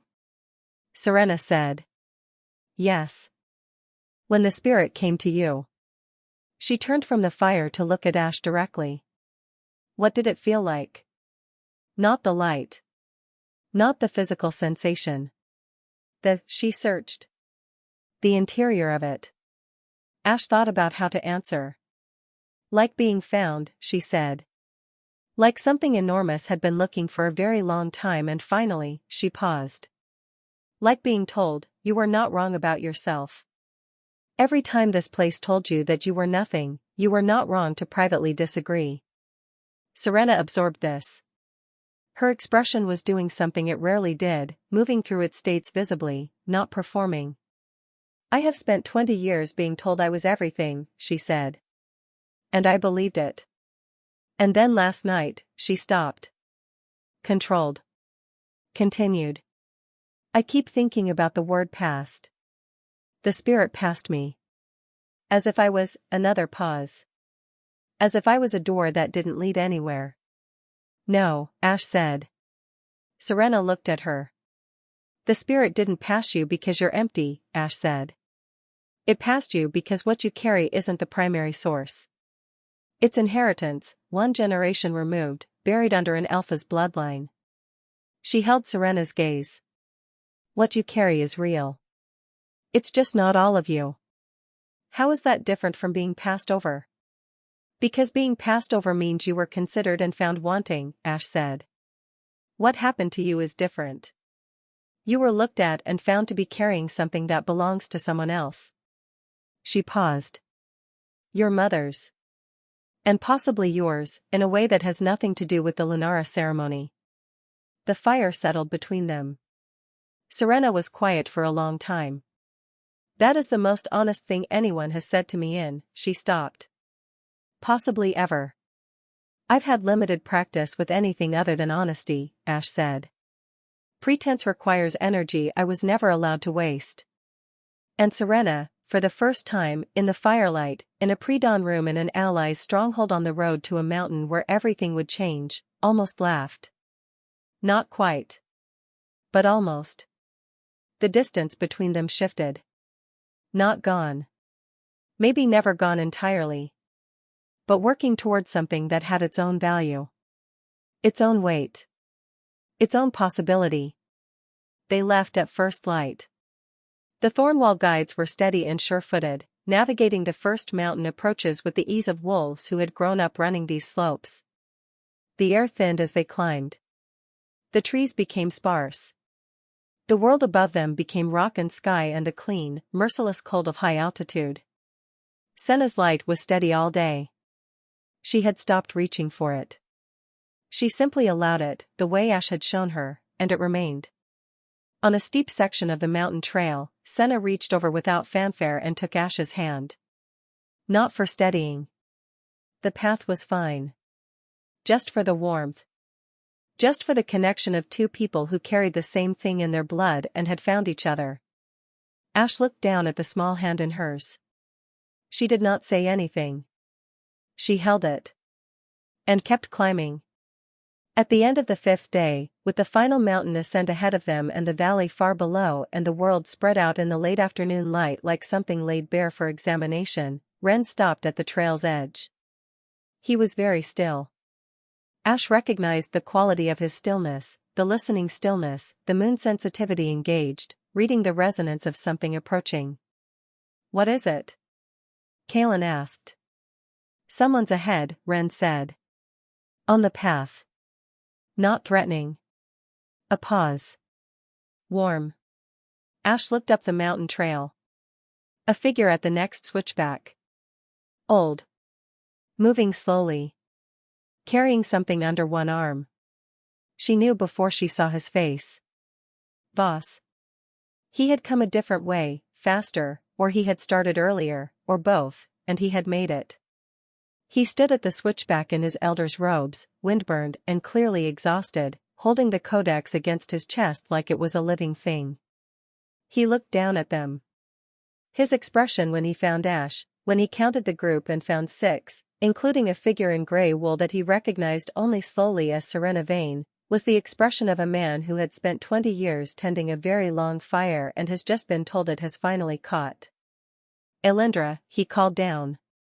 She climbed the switchback. He met her at the top and pressed the codex into her hands and the warden's seal with it, and said, "The monastery knows you're coming. They have been watching your approach since dawn." "What are they expecting?" she asked. He almost smiled. "Everything," he said. They crested the final ridge as the sun set. And the monastery was below them. Built into the mountain face, ancient and enormous, stone walls that had stood since before the coalition was conceived. Lit from within by firelight and something else, a glow that was not fire, that was silver white and steady. Moon shrines. Multiple, she could see them from the ridge, placed throughout the monastery's structure, blazing quietly. And the monks at the gates, already open. And among them, Ash felt it before she could have explained how, people. Not just monks. People. Warm hands. Dozens. She stopped. The breath went out of her. All this time she had been thinking about 4, herself, Ren, Petra, Senna. 4 people the keep had swallowed. But the network of stones extended through every territory. And they had led somewhere.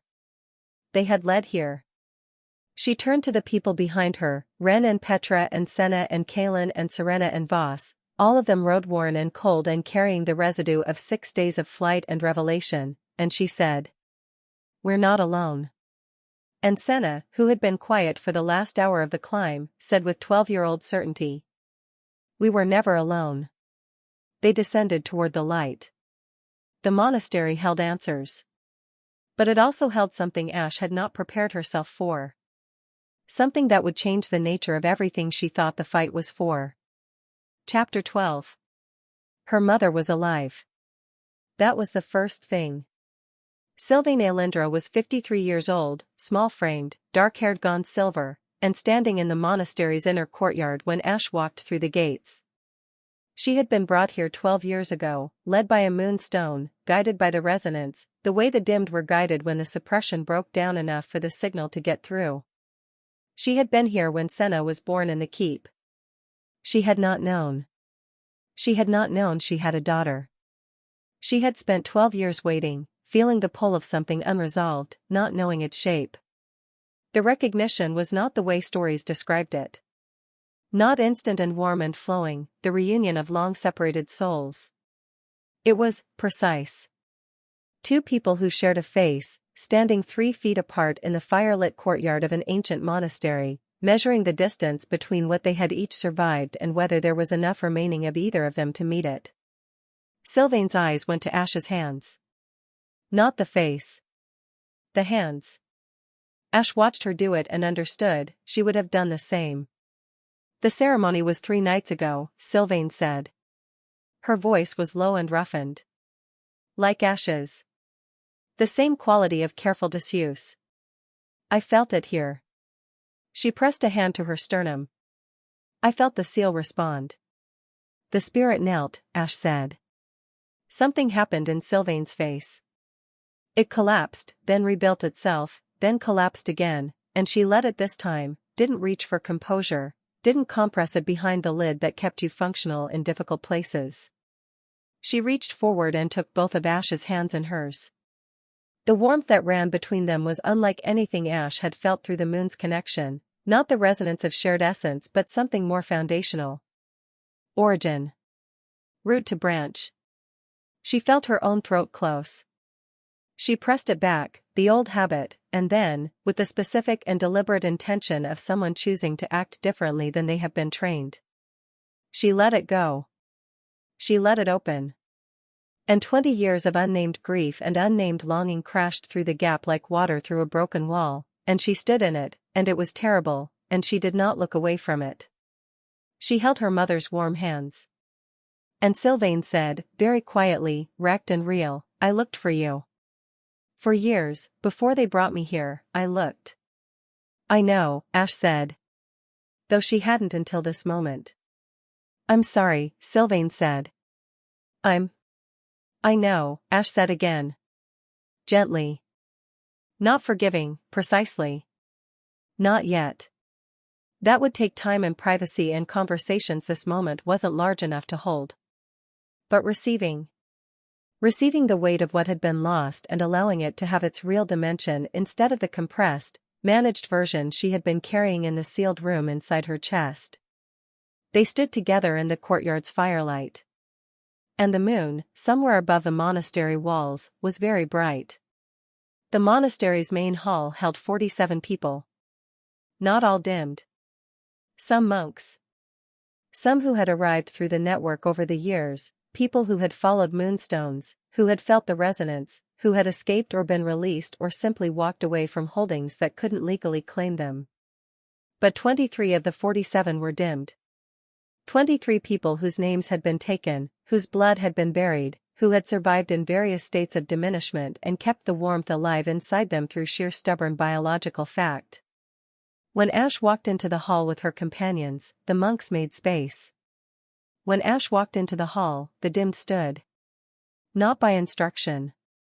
Not by ceremony. Simply stood, the way you stand when something long anticipated arrives. She looked at their faces. She saw Ren do the same, the rapid cataloging, the recognition of something that lived in the specific quality of a person's stillness, the particular way the moon's children held themselves even after years of being told they were nothing. 23 people who had been told they were nothing. Standing.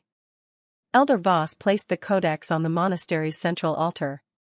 The senior monk, an ancient woman named Kale, older even than Voss, who moved with the deliberate economy of someone who had learned centuries ago that efficiency was its own form of grace, verified it against the monastery's own records with the focused precision of a scholar. The verification took an hour. At the end of it, she looked up. Complete, she said. This is the unedited original. Everything removed from the distributed copies is present here. Can it be copied? Ash asked. Yes. Then we begin tonight, Ash said. Multiple copies. Hidden separately. Sent through the network. Voss blinked. The network. The moonstones, Ash said. I know where they are. I felt the map in one of them, 2 nights ago. She looked at the assembled faces. There is a network of stones across every territory. Predating the coalition by 4 centuries. The dimmed were meant to use them, they lead to places of safety, to each other, to here. She looked at the monk. You knew this? Yes, Kale said. We have maintained the stones for 300 years. Waiting. Then the waiting is over, Ash said. We use the network. We get the codex's contents to every territory. We find the others. The High Lord will, someone started. The High Lord, Ash said, is afraid. That is why the dimming exists. That is why it has always existed, not because the moon-blessed are dangerous, but because they are undeniable. You cannot argue with the moon. You cannot outrank it. You cannot tell it that its choices are politically inconvenient. She felt the warmth in her hands, steady and blazing, filling the hall in the way it had filled the ceremony room at Valethorn. His authority is based on the premise that the hierarchy is absolute. That the bloodlines are fixed. That certain people are born to power and certain people are born to clean their floors. She looked at the 23 faces standing. That premise, she said, is a lie. And now we have proof. The room was very still. Then Drava's rider, the one she had sent ahead, Ash realized, the one who had arrived before them, spoke up from the back of the hall. Alpha Drava of Thornwall sends word, he said. The 3-pack holdings she contacted have responded. 2 have agreed to receive riders. 1 has asked for a meeting. He paused. And there is a message from within the Valethorn territory itself. He looked at Ash. From a senior guard captain. He says he has information about 3 other dimmed children in secondary Alpha holdings. He says he has been waiting for the right person to give it to. The right person.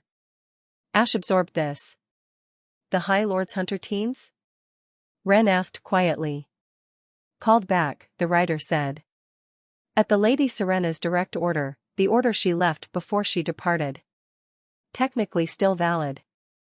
High Lord Caven has not yet formally rescinded her authority, because to do so publicly would require acknowledging where she went. Everyone turned to look at Serena.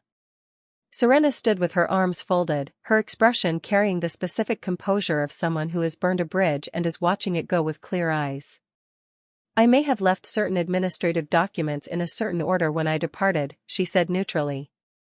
The teams will reconvene in 72 hours when the confusion resolves. We have a window. Why? Ren asked her. Directly. Not hostile, genuinely asking. Serena considered him. Because my mother had warm hands, she said.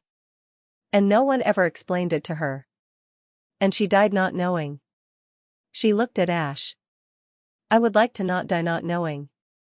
A pause. Ash nodded. Something in the room realigned itself around that. In the hour before midnight, Ash went to the monastery's moon shrine. Alone. It was a small room, deep in the mountain's rock, where the stone walls were warm regardless of season and the air had a particular quality, clean and deep, like breathing at altitude but without the bite. The shrine itself was not an object. It was a presence. The same quality as the spirit at the ceremony, attention, ancient and vast and entirely personal, but ambient here, diffuse, woven through the room the way warmth is woven through a stone that has been in sunlight all day. She sat on the stone floor. She placed her hands flat on the ground. I know you've been waiting a long time, she said. To the room. To the presence. To whatever had knelt before her 3 nights ago in a ceremony hall while 40 wolves stared. The warmth in the stones pulsed. I have questions, she said. The warmth waited. My mother, she said. You couldn't, she stopped. Reorganized. The dimming has been happening for 4 generations. You've been watching it happen. For 4 generations. She kept her voice level. Why did you wait? Why a decade at a time? Why the ceremony? Why not? She stopped. Because the answer arrived. Not in words. In the same deep-water language the spirit had used at the ceremony. And what it said, what she understood, was this. Because authority given is not authority. What is given can be taken away. The moon-blessed must claim their own nature. The Aelindra must arrive not through presentation but through survival.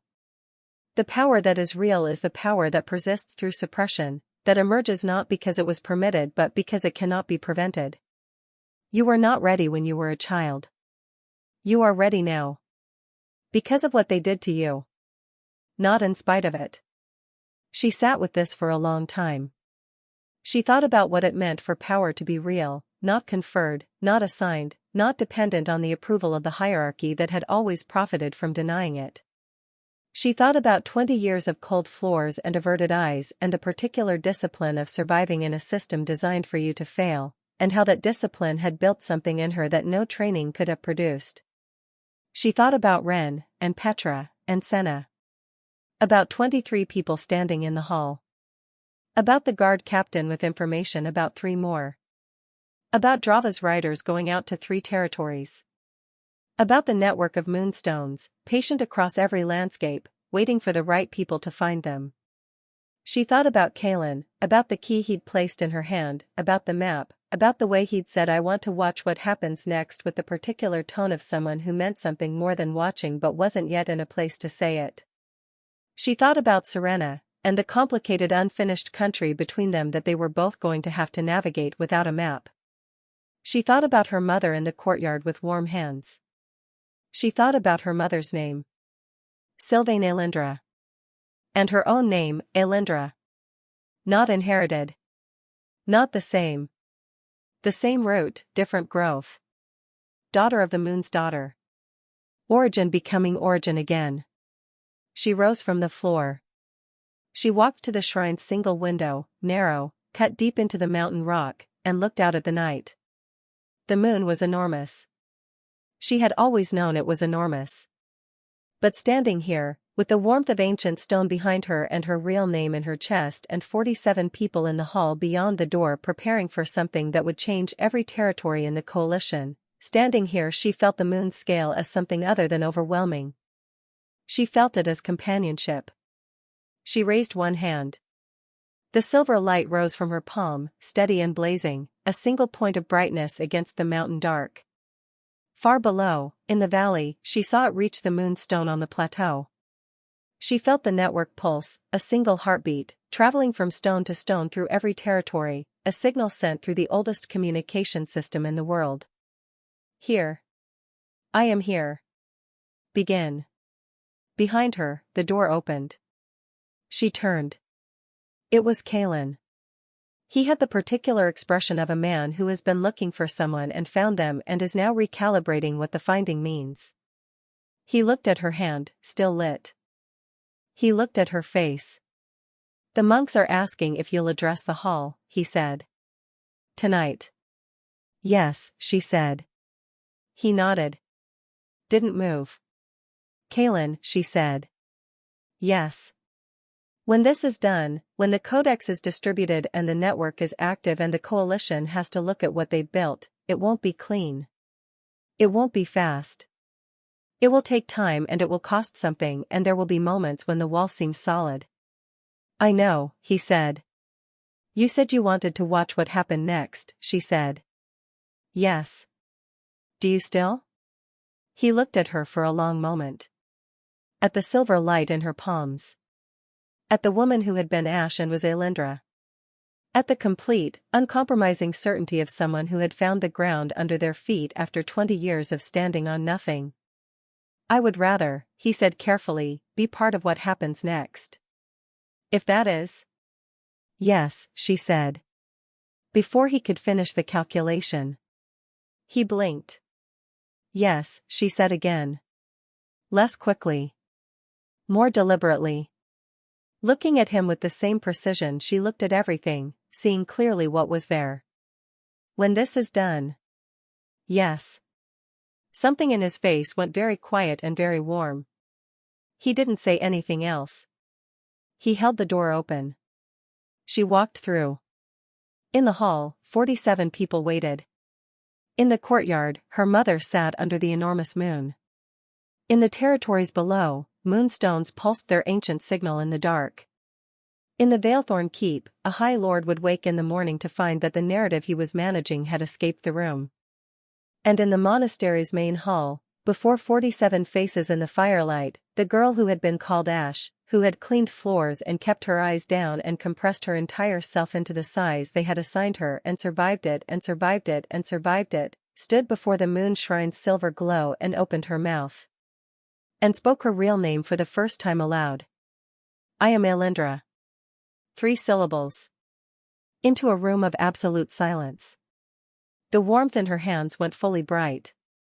And the 23 dimmed in the room, all of them, simultaneously, as if the moon had pressed a single thumb to every locked door at once, blazed. The hall filled with silver light. 47 faces lit by something older than fire. Senna reached over and took Ren's hand. Petra watched her daughter. Voss stood with the codex open in his arms.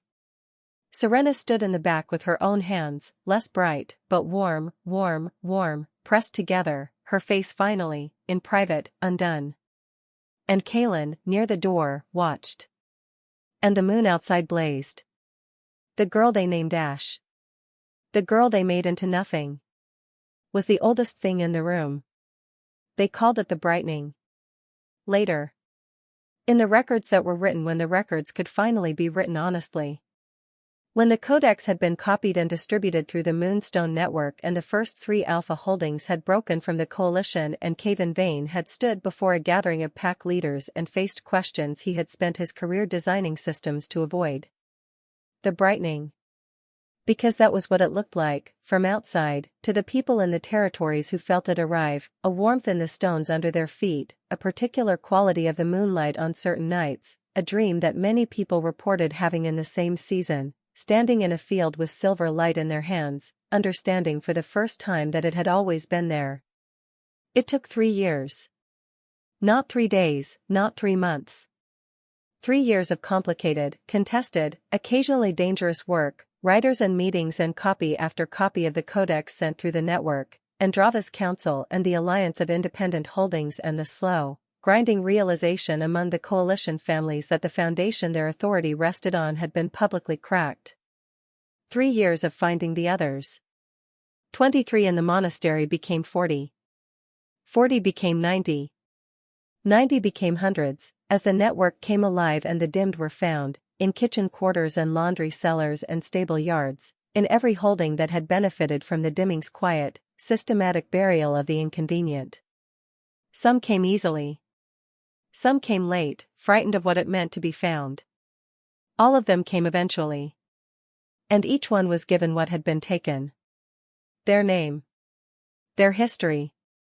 The truth of what was in their blood. Not a ceremony. Not a crown. Not an authority conferred from above. Just the truth. And truth, it turned out, was enough. Kevin Vane did not fall immediately. Men like Kevin Vane never fell immediately. They negotiated, maneuvered, conceded minor points while protecting major structures, called the brightening a fabrication and then a misunderstanding and then an exaggeration. They positioned sympathetic voices and isolated threatening ones. But the codex was out. And it could not be put back in. Serena, who had returned to Valethorn in the 2nd year, not to her father's household but to the keep itself, as a distinct and independent political entity, navigated that with the coldest, most precise political intelligence Ash had ever watched operate. She was not a warm person. She was not, perhaps, ever going to be entirely uncomplicated. But she was good at the work that needed doing in places where warmth wasn't the primary requirement. They met, in those 3 years, as the work required. They built something that was not friendship, not yet, possibly not ever, but was its own real thing. A recognition. A mutual legibility. The knowledge of 2 people who had both been shaped by the same system in different directions and had found, in the space between those shapes, something that could be useful and occasionally even true. Ash would take that. Wren established the first way station on the Moonstone network. He had a gift for it, the way his sensitivity translated to a kind of hospitality, an instinctive understanding of what a person needed when they arrived from difficult circumstances. The way station was simple, practical, unstinting. It became a model. There were 14 more by the end of the 3rd year. Petra ran the 2nd one. Senna was 14 when she first traveled the network alone, or nearly alone, with Wren a careful half-day behind her, which she had agreed to and pretended not to know about. She traveled to 4 holdings in 6 weeks, carrying messages and codex copies, and the particular quality of her presence, young, blazing, self-possessed, entirely unintimidated, that had proven, again and again, to be more persuasive than argument. People looked at Senna and found it very difficult to maintain the position that the Moon's children were dangerous or abnormal or deserving of suppression. She was 12 when the brightening began. She was 14 when she understood she would spend her whole life on it. She received this the way she received everything, with stillness, then with a very specific kind of focus. Boss died in the 2nd year. Peacefully, in the monastery, in a warm room, with the codex on the table beside him and the warden's seal in his hands. Ash was there. She held his hands, which were cold now, finally, the long cold of a very old man at the end, and he said, in the last clear hour before sleep took him completely. I was not a brave man. No, she agreed. I was careful, he said. You were, she said. And then you came to a locked room before dawn.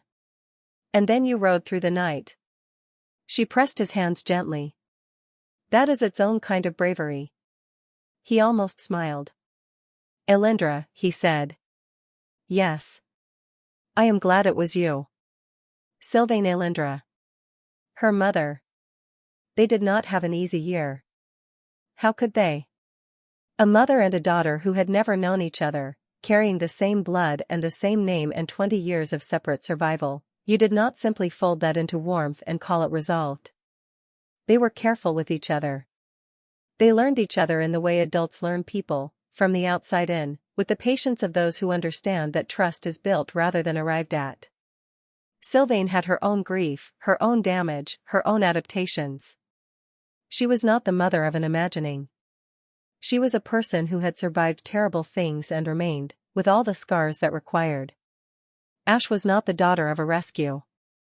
She was a person who had survived terrible things and was continuing to move forward, which required space that love, even mother love, even moon-blessed deep mother love, had to learn to exist around rather than replace.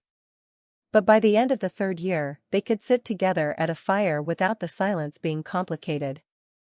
That was something. That was, in fact, quite a lot. And Kaelin. He had stayed. Not dramatically. Not with announcement. He had simply remained present, on the road, in the monastery, in the work of the following months, with the steady, unperforming consistency of someone who had said what they meant and meant what they said and was content to let that speak for itself. There were no grand declarations. There were conversations that lasted long past when anyone sensible would have slept. There was the particular comfort of a person who had seen you at your most exposed and had not used it as leverage. There was the fact that he had placed a key in her hand in a dark room when she had given him no reason to trust him and no guarantee of return. Small things. The weight of small things accumulated. On an evening in the 2nd autumn, cold, clear, the moon enormous over the mountain range, they stood at the monastery's upper wall and looked out at the network of stones, lit at intervals across the valley, their ancient light patient and present. He was standing close enough that their arms touched. She turned her face and looked at him. He looked back. What are you thinking? He asked. She thought about the question honestly. I'm thinking, she said, that I spent 20 years being told that I was less than nothing. And I am standing here, on a mountain, with the moon in my hands, looking at a network of light that runs through every territory, and none of the things they told me about myself are true. She paused. And somehow the part that still surprises me most, she looked at where their arms touched, is that someone decided to stay. He was quiet for a moment. Then he said, the surprise should resolve, eventually. Is that a promise? She asked. Yes, he said. Simply. Immediately. She turned back to the valley. The silver light moved in her hands, warm, steady, blazing. The moon overhead was so bright it cast shadows. She let herself have it. All of it. The name. The mother. The 23, and the 40, and the hundreds. The work ahead. The person beside her who had stayed. She let herself have it without compressing it, without managing it into something more survivable. She let it be enormous, because it was enormous. She had been told her whole life to make herself small. She was done with that now. She was Aelindra. The moon's daughter. And she had just begun.